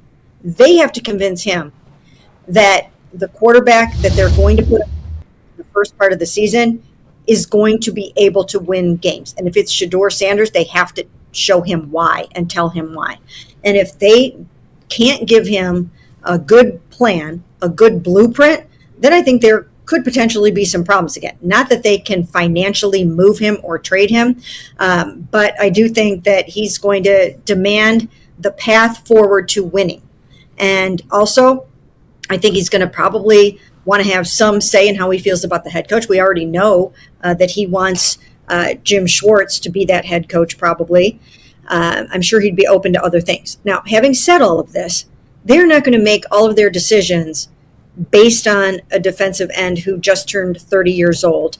They're not going to do that. They're going to base their head coach on the guy that they like better than anybody else and feel can take the next level. And same thing with the quarterback. If they decide that they want to start Shedeur Sanders and some of the guys wonder if he can get them to winning, they will do it anyway. So I think they will take Myles Garrett's words into consideration and his thoughts and feelings into consideration. But I don't think that they will base large, important, long-term decisions on what he feels. Mary Kay, do they expect Quinshon Judkins to be ready at the start, at least for training camp by next year? Well, it's a 4 to 6 month recovery. So I don't know if he'll be full go in training camp, but he certainly should be ready for the start of the season. And they are expecting him to be ready week 1 to be the Quinshon that we saw this year and build on everything that he did. And he'll have a better offensive line to run behind. You mentioned Jim Schwartz. Dustin brought up a really good point earlier. If Jim Schwartz is a guy that, they are hoping to retain, first I'll ask you, if they do draft if they do get an external candidate, and that's an offensive mind, do you think that there will be a push, number one, to keep Jim Schwartz as defensive coordinator? And two, if Jim Schwartz is a guy that's already in the building, could he have a leg up because he does have relationships with Andrew Berry, Myles Garrett, some of those guys, and Jimmy Haslam? Well, they have been touting Jim, saying how much they love Jim, and I do think that he will get an interview, and all of the players love him, and I think that, I think they can see that some fans are very excited about that proposition. So I do think there is a world in which they will seriously consider Jim Schwartz as their head coach, because they have said unequivocally that they want to keep him in the building. And if you hire a new head coach, there's a chance that might not happen. So I think you have to think long and hard about how you want that to work out. I mean, you don't really necessarily want to upset the apple cart of one of the most dominant defenses we've ever seen in Cleveland with this Cleveland Browns football team. So he's got a lot going for him, and I think he'll get an interview, and I think he'll do very well in the interview. And the other thing to remember about this is that he's here in large part because Andrew Berry worked with Philadelphia, loves him, brought him in, and I just wouldn't be surprised if he doesn't turn out to be a very strong candidate. Thanks, Mary Kay. Happy New Year. We'll talk to you again soon. Sounds good. Thanks, guys. Okay, we go Awesome. from Mary That is Kay the to Shaun King. Hall of Famer. We're going to bring Shaun King after a reminder that if you want more Browns coverage, G. Bush, Earl the Pearl, Tyvis, everyone hops on the Ultimate Brown Show with G. He put up an episode yesterday reacting to some of the news, some of the words, and some of the moves the Browns have made in the last 24 hours. So head over to our YouTube channel if you want to hear G dive some deeper into the topics that we've discussed here and some other things we haven't touched on, but that's on our YouTube page, Ultimate Brown Show with G. Bush. And with that, we go from Mary Kay to Shaun King. What's up, Shaun? How you doing today, man? Happy New Year. Happy New Year's, everybody. For some reason, I haven't been invited on the barbershop yet in 2026, so just mad at me now. That's obnoxious. It's like it's 2 days in. By the way, it's like 3 days. He like, yo, it's a new year. He has done one barbershop this year. By the way, You look an extra Suge Knight today with that chain, man. But he will be. But I will text you because I do want to talk. I need to talk about these offensive linemen and receivers. Which one the Browns looking at? I need to talk about that. So there's some context for why I started this segment like that, because there's a sense of urgency that has to exist in 2026. And the first thing that I have to address is the delusion that exists when it comes to the Cleveland Browns. The organization is broke. yes. When the house and the home has issues, it's got asbestos on one side, the pool has brown water in it, the front yard is overgrown. Sometimes you got to knock everything down in order to build a mansion. So this conversation that Andrew Berry, who's been there 6 years, only 2 winning seasons, 8-26 in the last 2 years. No matter what you think about the good in last year's draft, he drafted Dylan Gabriel in the 3rd round. That Damn brings right, the draft Shaun. down to a C. Like, what are we talking about? Oh, well, whoever comes in, they're going to have to keep Jim Schwartz. The organization is terrible. You're not going to dictate to the right coach. Like, there are other jobs available. The Giants are available. The Falcons are available. The Titans are available. The Cardinals are available. The Raiders are available. Like, Cleveland, get out of your own way. What has Andrew Berry done to tell the right head coach, not a head coach, that I'm going to have final say, but you get some input? You can come here, but you got to keep Jim Schwartz. Are you kidding me? This not like Tony Dungy just retired in Indy, and we got Peyton Manning sitting here. Like, I'm going to inherit a Deshaun Watson, Shedeur Sanders competition. I'm going to inherit a team that I don't think has a starting caliber offensive lineman under contract, and you're going to dictate to me the terms of this? Like, I'm pouring reality into the segment today. This is not a destination job. Stop acting like it. If you want the right guy, and by the right guy, I mean the right guy is not going to take a job as this one currently construed. Think about all the jobs Ben Johnson turned down before he took the Bears job. Like, if you want the right coach, that got to get out the way. That's it. I mean, best segment we've ever done. That Thanks, was Shaun. the best rant in the history of the show. Shaun nailed it 100%. 100%. It's a clown. I went nuts yesterday that they kept Andrew Berry and that fans thought he deserved to have another year. It's crazy. And how about Jimmy Haslam saying, I take exception with the fact that you call the organization dysfunctional? And Andrew Berry seems like a good guy.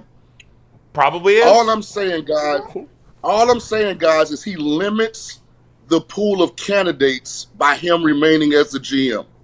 That's right. Because now, if you're the right coach, you have to fully 100% believe in Andrew Berry.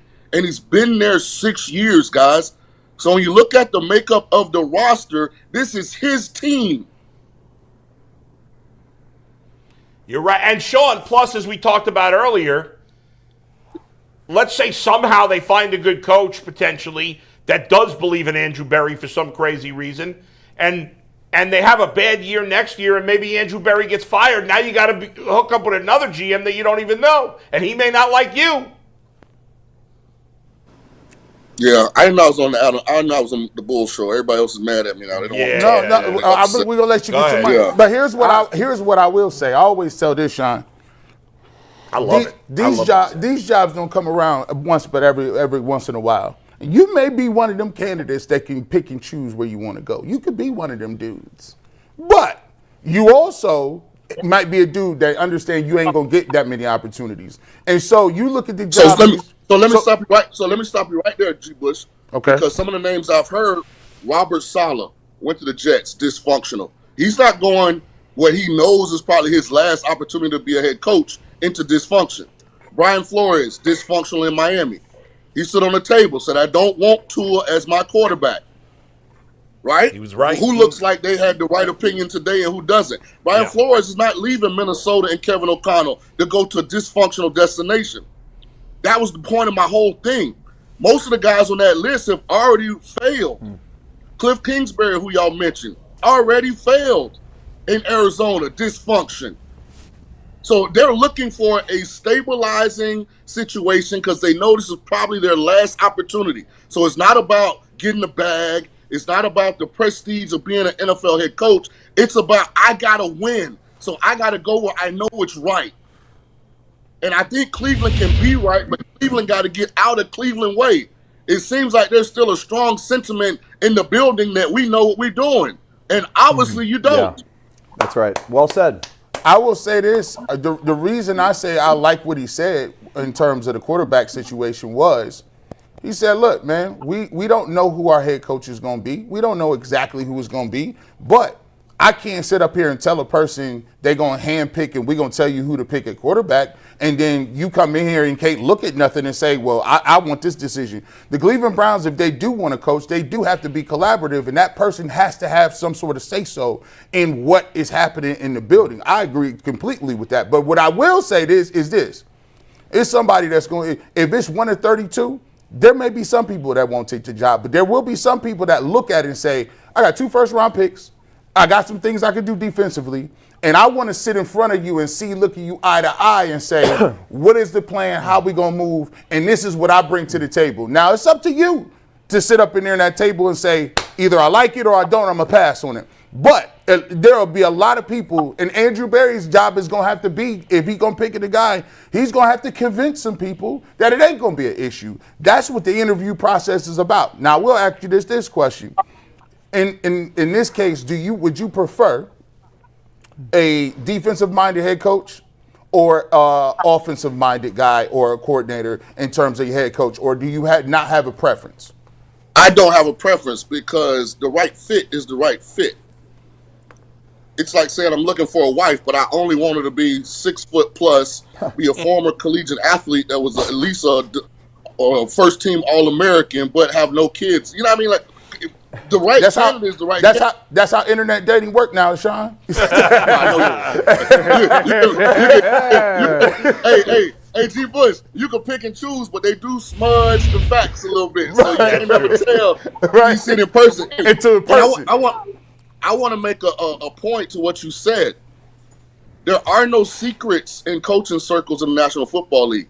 You talked about the interview process. It's very well known that Cleveland has been a dysfunctional organization. There are public stories out about some of the interview mishaps that have happened previously, about the inability of Cleveland to properly, go through candidates and not offend people and not turn people off. So now I'm to presume that they're going to do a 180 after the owner got up in front. And shout out to Mr. Haslam and all his success, but he's delusional too. We're not dysfunctional. Are you serious? Like it's words that Dave said. I'm not making stuff up. And you guys know I'm not emotional. I do not operate in emotion. I'm passionate this morning because I think the truth needs to be spoken. And this idea that we've got it all figured out, we just got to go and add a head coach that's going to let Schwartz run the defense and Berry do the majority of the talent acquisition, that is ludicrous when it comes to getting the best candidate. Shaun, let's say right now the Browns got the 6th pick in the draft, and you said on multiple occasions that for a small fee, you can fix the Browns. I can. Now, they $12 million over the cap. They got 2 picks in the first round. Knowing our luck, Jacksonville will win the Super Bowl, so we'll have a 32nd pick. 6 and 32, what you doing? First thing I'm doing is I'm addressing Browns faithful. And I'm going to tell them, you can put a Band-Aid on something, or you can go and have surgery. And this organization needs surgery. Surgery takes patience. There's rehab that comes after surgery, right? But once you get through with the rehab, guess what? If the surgery is successful, you're going to be bigger and better, and you're going to have a sustainable item. The Browns are not a quick fix. Give me an opportunity to go in here and get this thing right. Get the right kind of players in here with the right mentality that love the game of football, that want to be great on the field and in the community. And listen, we're going to give you a product that you can be proud of for an extended period of time. This is not a team that's going to be fixed by the 6th pick in the draft. To answer your question directly, I am always a best player available in the draft guy. The draft is the only opportunity you have to add elite talent at bargain basement prices. To get some of the caliber of players you can get in the draft on rookie deals and free agency, you'd have to pay a premium. So that's why I'm a best available guy. I'm not reaching because I got a need. Because take Mendoza, for instance. I think Mendoza is probably going to be the number 1 rated quarterback in this draft. But let me ask you a question. Whoever drafts Mendoza, from a pure talent standpoint, where does Mendoza rank right now, 1 to 32 in the National Football League? Just because I got the number 1 quarterback in this draft, where do I now sit in the league? You mean in year 1 or in year 5, you think? As a prospect, does he present Josh Allen's ceiling? No, probably not. What's his comp in the National Football League? A guy that's done it 1 year at Indiana. Just 1 year. Shaun, Dame Brugler put out this morning. Someone tweeted. Let me pull up the tweet. But he said he's not anywhere near as highly graded a prospect as Caleb Williams, Jaden Daniels, and Drake May was. I was just about to say that, Mike. He had him in the same. I was just about to say that. If If you put Mendoza in that draft with Bo Nix, Drake May, Caleb Williams, Jaden Daniels, he's the 5th quarterback taken. I mean, Bo Nix was 6, and they're the 1 seed in the. I don't like Bo Nix, but I mean, he turned out to be. I'm saying he would probably go over JJ. He would probably go over JJ McCarthy as a prospect. So I'm saying if they put him in that draft, he's probably the 5th quarterback taken. Yeah. So I'm not knocking Mendoza. I'm just saying let's not act like Mendoza's this transcendent talent that's going to galvanize, whatever organization he goes to, and he's going to make wine out of water. Like, this isn't Jesus coming into the draft. You know what I'm saying? What happens? Let's keep it in context. Hey, by the way, what happens on Friday night when Dante Moore balls out and beats the Hoosiers? So here's what's interesting. Is there a chance that Mendoza's not the number 1 pick? I think it's possible. I don't think so. I don't think so because I think Mendoza is going to – both of them are good guys.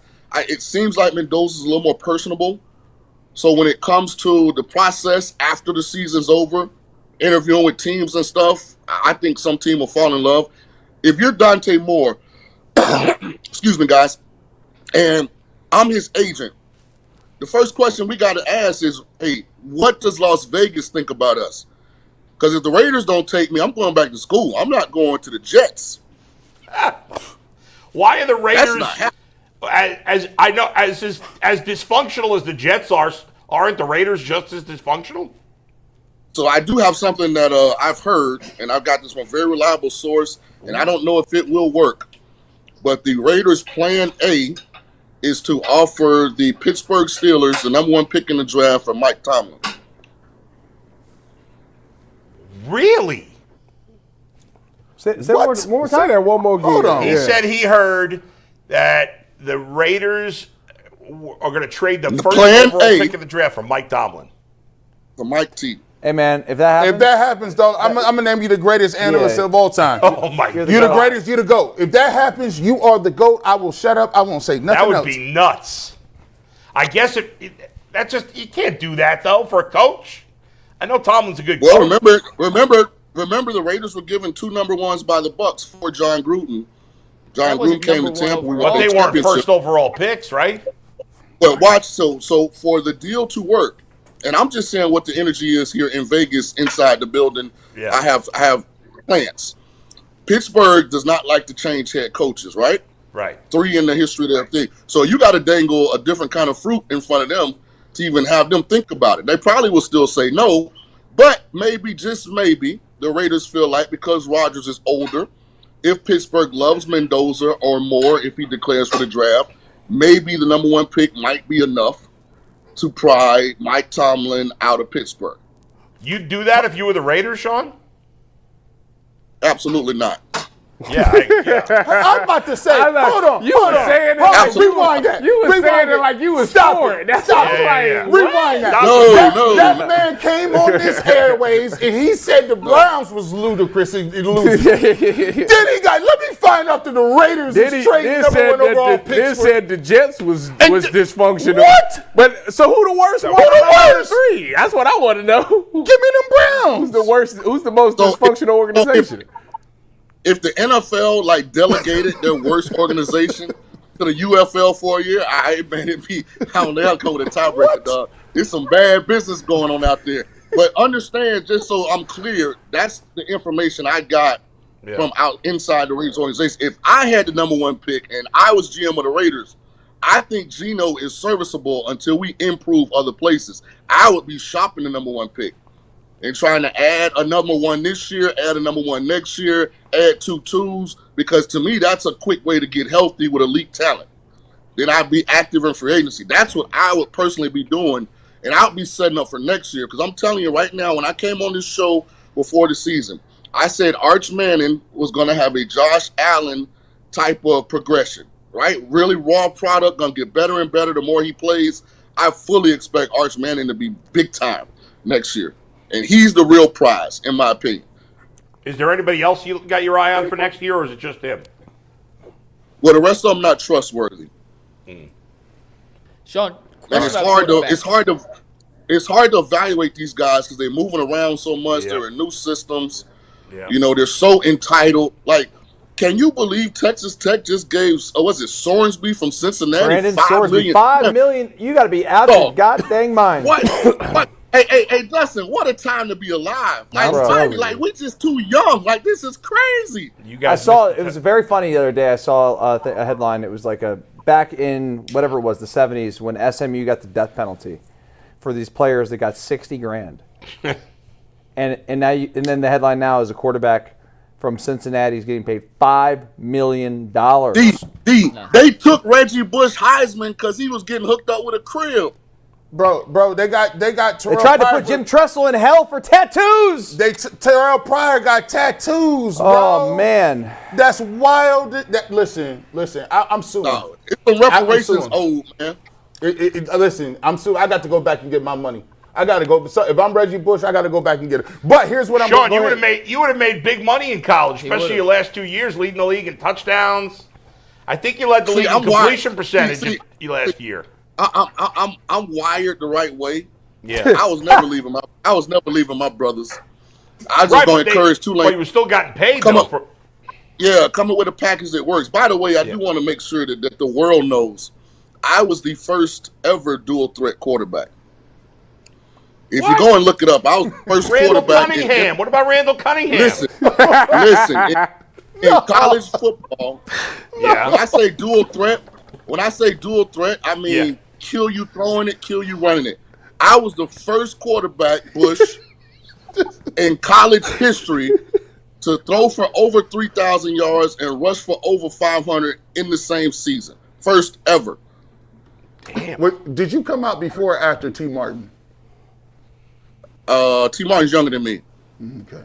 All right. Now, I don't think T. Martin ever threw 3,000 in college. I remember. What was your last year in college? 2000? 99? No, 98 season. 98. You said 3,000 throwing and what rushing? Yep.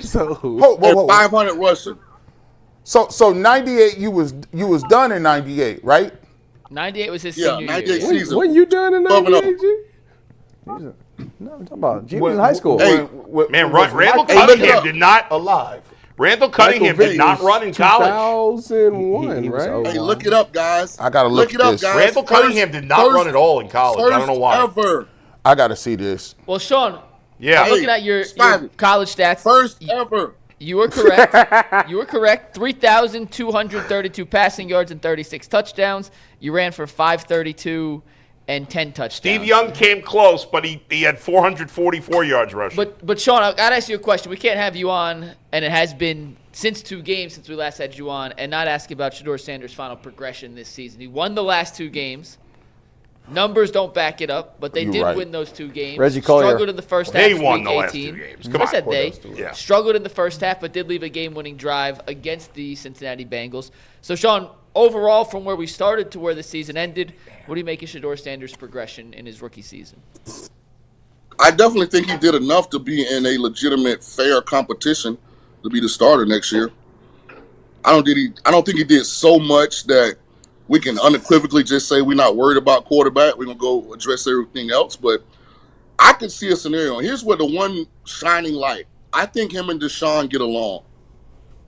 Yeah, they do. So I think him and Deshaun, if they have to bring Deshaun back just for the contractual reasons, I think him and Deshaun being in a quarterback competition is not the worst thing. You know, now you got 2 guys that have experience. I don't know, but the ceiling on either one of them is championship level right now, but you could be in a worse situation in the quarterback room. Sean, if you were the Browns, would the other quarterback, like let's say they get rid of Dylan Gabriel, right? Would the third quarterback, would you bring in another veteran, or would you draft another guy in the middle rounds? Now, I think you either let Shedeur and Deshaun compete, or you get rid of all of them. Okay. Like bringing a third guy in, you cannot have a competition with 3 quarterbacks. That's fair. That's a good point. You're gonna bumble that. It doesn't work. Like either we're cool with Shedeur and Deshaun this upcoming season, and we're gonna let them compete and see how it plays itself out, or I think you got to just start all the way over. couldn't you, in theory, draft another young guy in the middle rounds, say to Deshaun, hey, you're not the starter, you're going to be a backup on the team, that's it. The 2 young guys are going to compete for the starting job. Not, you don't like that? I haven't looked at all the quarterbacks that are in this draft, but I just don't see this quarterback class as that talented. Okay, fair enough. No. You're out on that. Shaun, Happy New Year. Thanks for joining us. Great stuff today.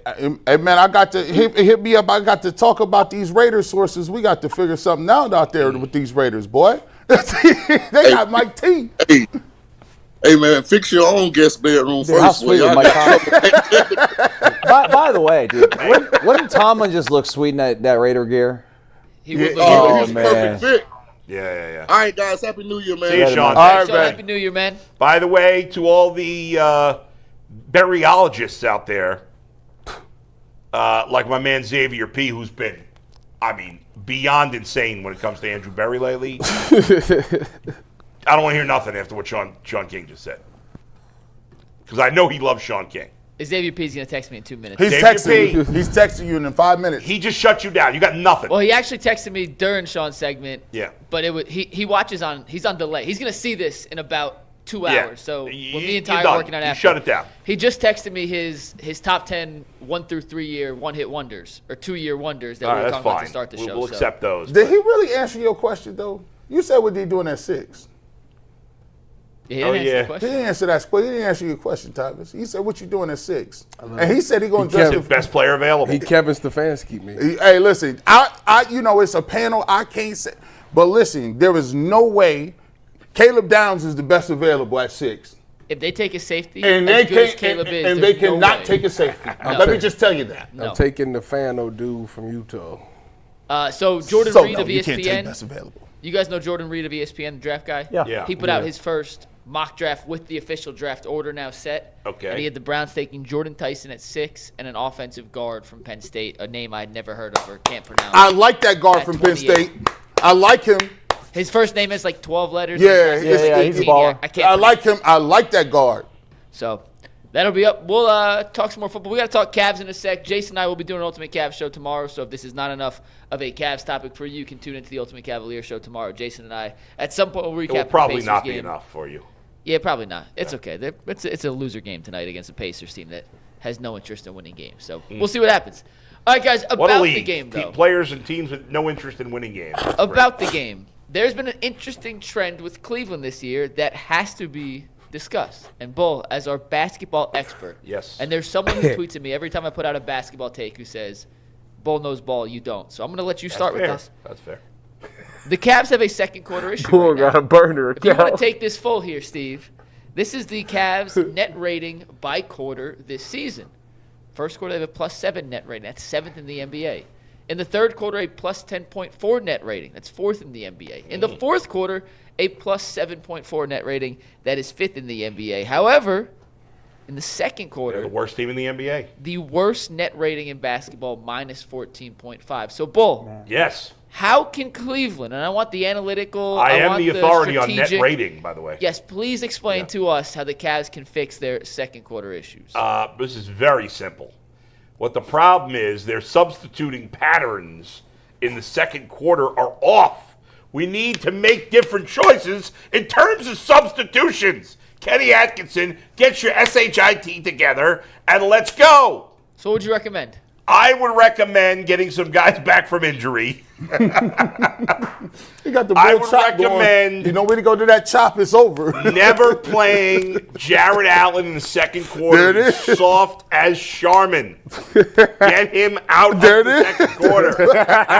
The bull chop, when that comes out, we ready to go. It got to be. It's the butcher chop. See, here's what's happening. He plays Dean Wade a lot in the second quarter. That guy is the most overrated player in NBA history. Put some respect on the And Vanilla Wolf. We got to get him out of there. Let's go. Let's see more of I want to see more Jalen Tyson. They always pull him out for the second quarter. I got to see him in there more. He brings energy more than anybody else on this team. Bunch of soft players on this team, which is why they're going to lose in the first round of the playoffs. Mike, is it Might true lose in the that play-in round. is it true that Lonzo Ball is broken? I've seen Jeff Teague say that he can he's- do Lonzo better Ball than him stinks. right now. Everybody, it's so funny because everybody was on the bandwagon for our guy last year, whose name I'm forgetting, Ty Jerome, who hasn't played all year. No, Todd Wish he Jerome. was That's here. what Ty Jerome misses an entire season every other year.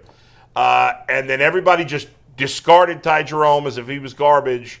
I think we had, I don't know who on the panel, Jason, Mike, Earl, and G, saying that Lonzo Ball was going to be a game changer. How you gonna put me and Earl I have in there? no Me idea. and Earl don't even be on the I panel like have that. no idea. No, what they said, And what they were and saying. he's been a bum, What like they- the rest of his family. No offense. What they were saying about Lonzo was they were saying that his playmaking ability was actually going to help people like Evan Mobley. Yeah, and it stuff hasn't like worked. that.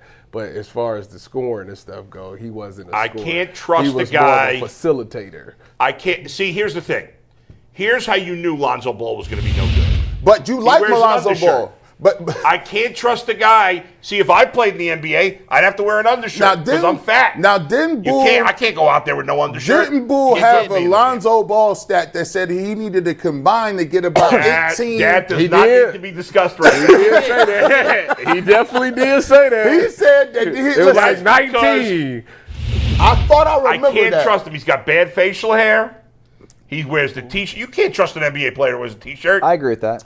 See? Okay, I'm trying to Whoa. Jason Don't Darius Kidd- Garland wear a t-shirt? Yeah, can't trust There you him. go. I can't trust. You trust him in a big spot? That's crazy. No. Jaylen yeah, Brown wears an dude. undershirt. The T-shirt. The theory- second Dwayne Wade started wearing a T-shirt, couldn't play. He was. Curry went down the toilet. You is Didn't right Steph on that. Curry wear a t-shirt? Ooh, that was Never. injured No, Steph. never. Steph does sometimes wear a T-shirt. There's Never. injured Steph. Yes, he does. Why was Steph? Why was speaking of?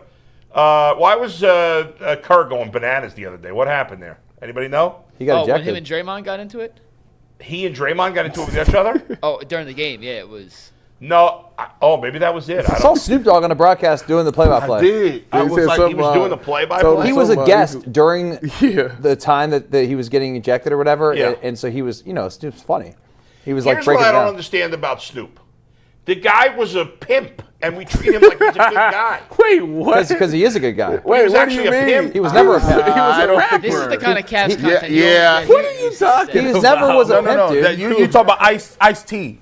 You talk about Ice T. Yeah. Oh, I thought he was a pimp. No. He was a rapper. No, He was just a rapper, I dude. know he was He's a a rapper. gang member. What is wrong Before with that, you? wasn't he a pimp? He was a gang He member. was, yeah, he's a Hasn't he crip. also pulled the Jason Whitlock sellout?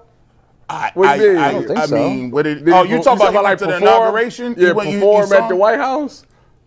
Gee, this is this information on understand Snoop what Dogg I'm is almost as factual as what Bull was saying about the Cavs. I was right on the like money. that was I wild. was right on the I money. mean- Bull thinks he heard something years ago, and all of a sudden it's fact. I could have sworn he was a pimp. Hey, Where did you get Dustin, that how did you from? get this? How did you work 35 years with him? A lot of He patience. was a pimp, and we up here Lot of patience. praise the guy. Like, I what? said, whoa. Something's easy going, man. You know, allegedly, Yeah. I was watching a documentary on Myles Davis, and Myles Davis, the favorite trumpet player. trumpet guy? They asked him that question. He was like, "Hey, you Whether were." Snoop Dogg was a pimp? No, whether he was a Oh. pimp. And he said, no. Listen, I just have, people want to go out with me, and I tell them that they have to pay for it. Is Magic, about $1,500 Is Magic a night. Johnson a pimp? No. I could have sworn. Obviously, I'm wrong. You guys tell me. Yeah, that's not in his How'd I Wikipedia. do that? Where that came not from? in I Wikipedia. really- Not in the Wikipedia. You must have seen him Yeah. dress up like that on a movie or He something. did. Now hold on. Yeah. Hold on. Okay, so he. So hold on. Listen, and I'm trying to say I'm not saving Bull. Yeah. What I'm saying, he did do a couple of videos with Bishop Magic Don Juan. That's a person? That's a person, Okay. right? That's and a pimp. Bishop Magic Don Juan. That guy's a pimp. Bishop he, Magic Don Juan is a he pimp. was actually also in a skit with Dave Chappelle. Remember the haters ball? hate. yeah. So Silky John Stan. You see? What is the best Chappelle sketch ever? To me, the two best. And Clay- you tell me. Clayton Clayton Bigsby. Clayton Bigsby. I wasn't even thinking of that one. I was Bigsby? thinking The that one's blind- great. Rick James. The James is good. the Prince. race draft. Remember the race draft? There's Yeah. a lot of I always wanted to say And- this. And the for real Shizzle. world.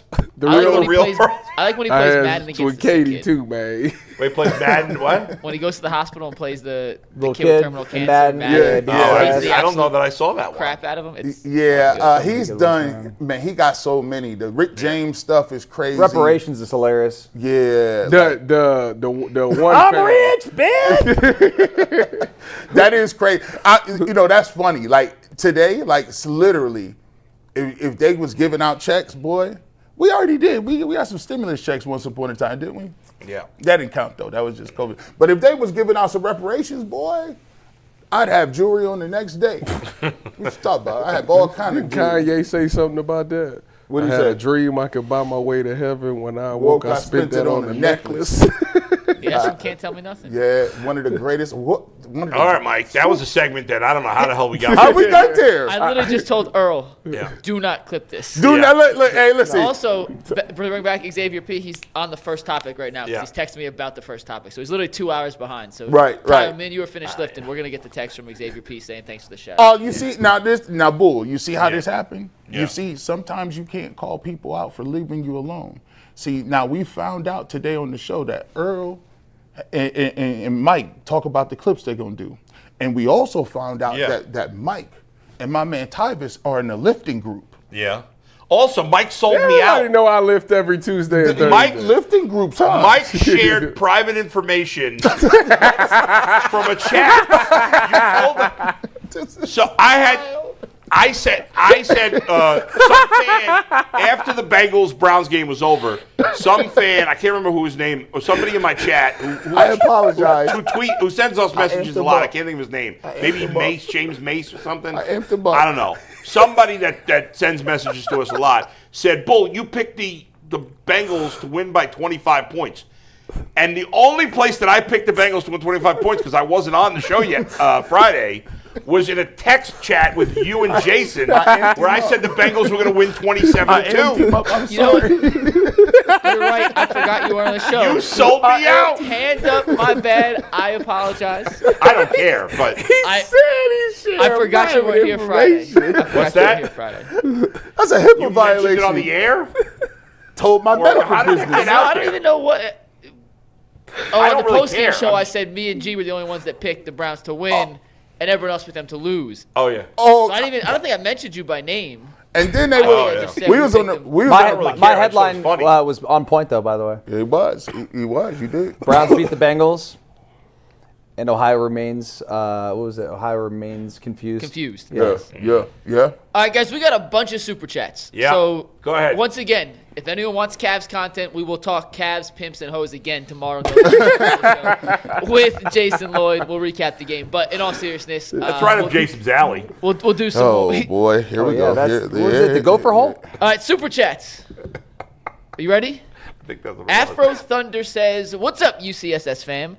Do you think Shedeur will be a deterrent to a coach wanting to take this job?" Jason was on the radio this morning and said that 12 being a distraction this year was a problem. In my opinion, he hasn't been an issue. What do you guys think? Would a coach not take this job because of Shedeur? I think it go one or two ways. I think that you can have a coach that come in and just say, we ain't doing none of that stuff. And if he respects the guy, he'll fall in line.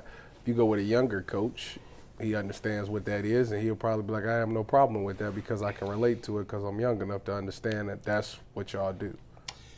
The distraction, the Shedeur Sanders distraction has very little to do with him. With him as a person. It has to do with how people respond to him.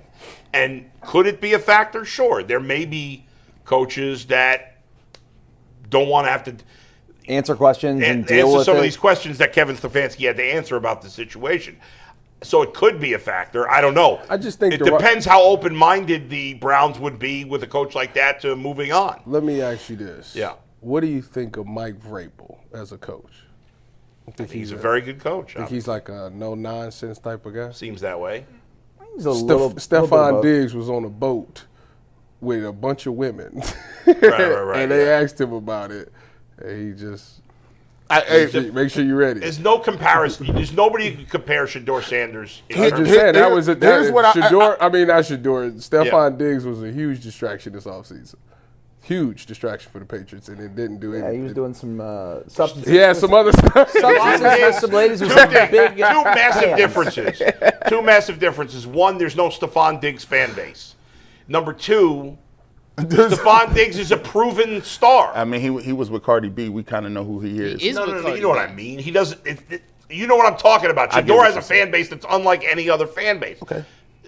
And Stephon Diggs is a proven star, is he not? You're going to put up with. This is with a guy more coming stars. off of an ACL injury, right? I hear you, but Here's He what out I'll here say. kicking it on boats There- and there- taking substances and stuff. That's a huge distraction.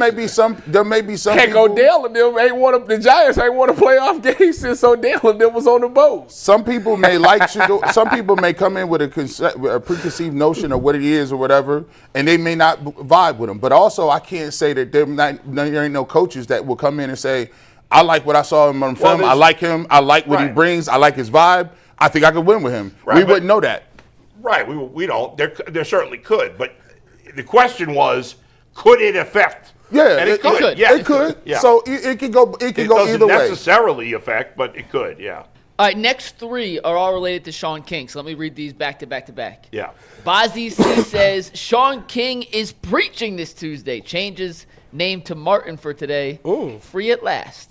Soldier Man says that necklace that Shaun has on looks like it hides a Black Panther suit in it. And James May said there are a lot of pills on the table, but Shaun came with the reality pill for that segment. Yes, Hey he man, did. he did, Yes, he did. he could have ended. I always tell people, end on a high note. Randy Jackson, you was cooking. It was there. It was available, and then he had the Mike Tomlin trade. But if he ends up being right about that, I will oh give my him that. God. If he's right about that, The Raiders would be nuts. I know nuts. Mike Tomlin's a Nuts. good coach. I mean, to trade the first overall pick. Nuts. I'm just saying, you can't it's That's the crazy. number one overall. And by the way, are the Raiders that much of a better organization than the Browns? No. Okay. But I don't think anybody. They got a cheap owner, too. But Yeah, who coaches the Steelers? Mike Tomlin. No, he No, said he coached they the Raiders. traded though. He would go to the Stefanski. Raiders, Yeah. and then Mendoza would probably go to the Steelers. Yeah. And then who's the coach of the Steelers? Stefanski. Well, you think the Steelers will hire Stefanski? Plot twist. If I'm Stefanski, I want that job. Yeah, right. I will want That would be job. crazy. That would I'm be not crazy. gonna lie. if I Dang, was Dustin, you Stefanski, should have I brought would that up want during the that regular job. show. I would That's definitely- if fire. I were- I'm mad, Shaun King. We're not didn't overtime answer my yet. question. You're right. Next super We're chat live. Yeah, comes next from super chat. Brody's bottom line. Brody sent a couple, but this one is Bull. You got a personal beef with Berry you got to get over. I know you about to Don't cry even read and the say I rest. don't. There's no but you personal do. beef. Why would I have a personal beef with Andrew Berry? I don't know. He's wrong, so it's not even worth reading the rest. Why would give me a reason why I have a personal beef with Berry? I don't have a personal beef. I've never met the You man. never met him. I ain't never met him. I didn't think I've ever talked to him one on one. I have no personal beef with him. Zero. That's false. You just don't like his draft record. He's done a shitty job as the GM of the Browns. Hey, listen, That's hey, it. bro, Sorry. I can't get mad at Bull to say I don't like his draft record when last year I was saying the same thing. Yeah. You did draft no lineman. Your receivers game is trash. What Like, if it was all Paul DePodesta like Jay, Oh, like please, Jay give me a break. Crawford said? I'm not- there's no facts to back that Jay's up. never been right, so I don't think that's the. That's crazy. Never. Never Don't do is that. crazy. Don't Never do is- I love Jay. No, He was- never say like The only that. thing he was Now I right gotta about think is about that the one Browns thing. shouldn't have moved on from Baker. Yeah. Well, I don't even think he was right about that. They just moved on to They, the just wrong moved- guy. they chose wrong. James Mace chimed in, Bull. Yeah, James. And he What's up, says man? that was 100% me. I was watching both shows, and Mike, you did say Bull. So my bad, Bull. Hand up. No, I don't apologize. care. I apologize. was just thought it was No, funny that to was say you. that was funny. I like that. Good job out of me. Remember, it was James Mace. Shout out to James Yeah, Mace. shout out to Private James. James information. Mace also sent another super chat. He said, if Deshaun starts next season Yeah. and balls out, No way. would you guys support the team? No way. Wait, Why support, would not? Oh, Support support the the team. team? Wait, you got to clip Absolutely. Tyvis saying no way. I just want that as its own. Oh, They gonna try to no, tank no, the- see how they doing? Tyvis, I thought- no way.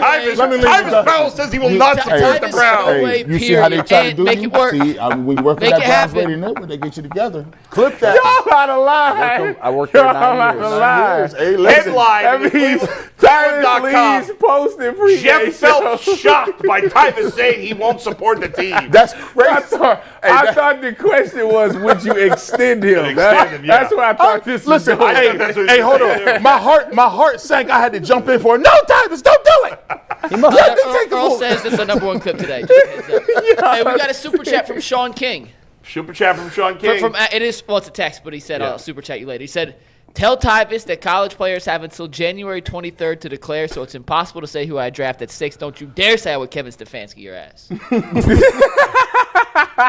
If I'm an instigator, I said Tyvis ain't answer the question. I did say he's Kevin Stefanski. he didn't answer the He question. answered the question, dog. He gave you that. He gave you that. Yeah, we'll bring him back. He gave you that workaround. Next one, Marjan Jammy says a player who had 2 solid years then fell off was Bofa. Both of these. Both of these. Yep. Yeah, got you. He got you. He put Bofa.D.N. He got you.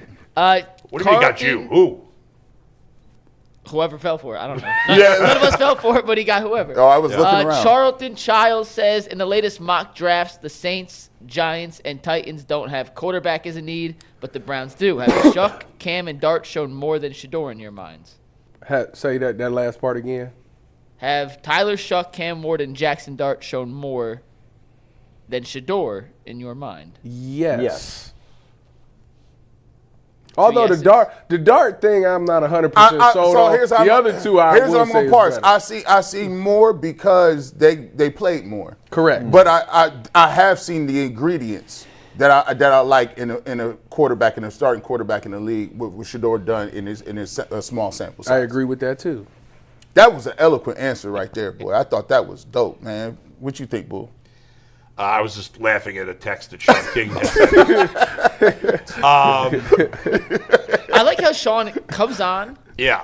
then immediately texts us all individually Right. with the points that he didn't get off in the 23-minute segment. He just texted me first ever. That was the only thing he said. Oh, he said this. He sent me that same You need to stop, man. And I got to think about That this. is impressive. No, It is. Cordell there was a Stewart. guy named Steve McNair that was running around. I don't know how I feel about that.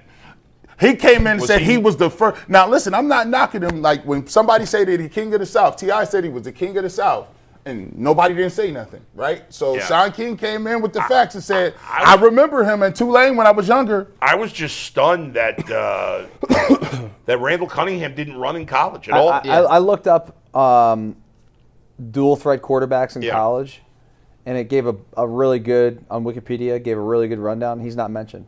That's messed up. I know. Who, Randall Cunningham? Shaun, No, Shaun Steve Young was close to that number before him. Yeah. But he missed the rushing yards. He There was a like guy at 450. Southern Miss, Collier, who ran for 1,000 Crazy. and threw for 1,000. That was a lot back then. In the like 79, 80 season. Yeah, that was a lot back then. See, my thing is this with him, with what he Tommy Frazier didn't count? like he says dual threat, like is it because of just is he saying like nobody had 3,500? Yes. Yeah, that's what exactly So he's like, saying. but if he had 1,000 and 1,000, that's not considered a dual Nah, threat. he said he was doing it at the it's highest like levels. what we all do. We find the number, and I love Shaun. Yeah, we you find find- the numbers that fit what you did, and then figure out the rest. 3,000 is a lot of yards. 3,000 definitely. The 3,000. Shedorians are the best at that. I mean, Elite skill. Hey, let me fly through a couple of these because some of these are good. DB Dog says we're doomed as long as Haslam owns the team. Miss Bell 70 says only men would look to hire a man that was a loser in the job he's being considered for. Then there are men who say he did bad, but he's good. Insanity. Matthew Dinkin says time for Condoleezza Rice to finally get her opportunity Let's to become go. the Browns head coach.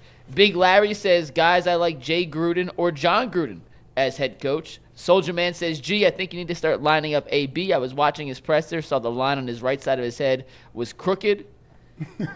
Donald Noel says, why doesn't anyone talk about the Browns' offensive scheme and how it doesn't help the young quarterbacks? Because the scheme will be new under a new head coach. Miss Bell said, was any other team's offensive line worse than Shedeur's? Mr. In My Zone says, Bieniemy head coach, Leftwich offensive coordinator, Raheem Morris defensive coordinator. He's still trying to get where's the job. Leftwich at now? Leftwich? No idea. Bieniemy's in Chicago.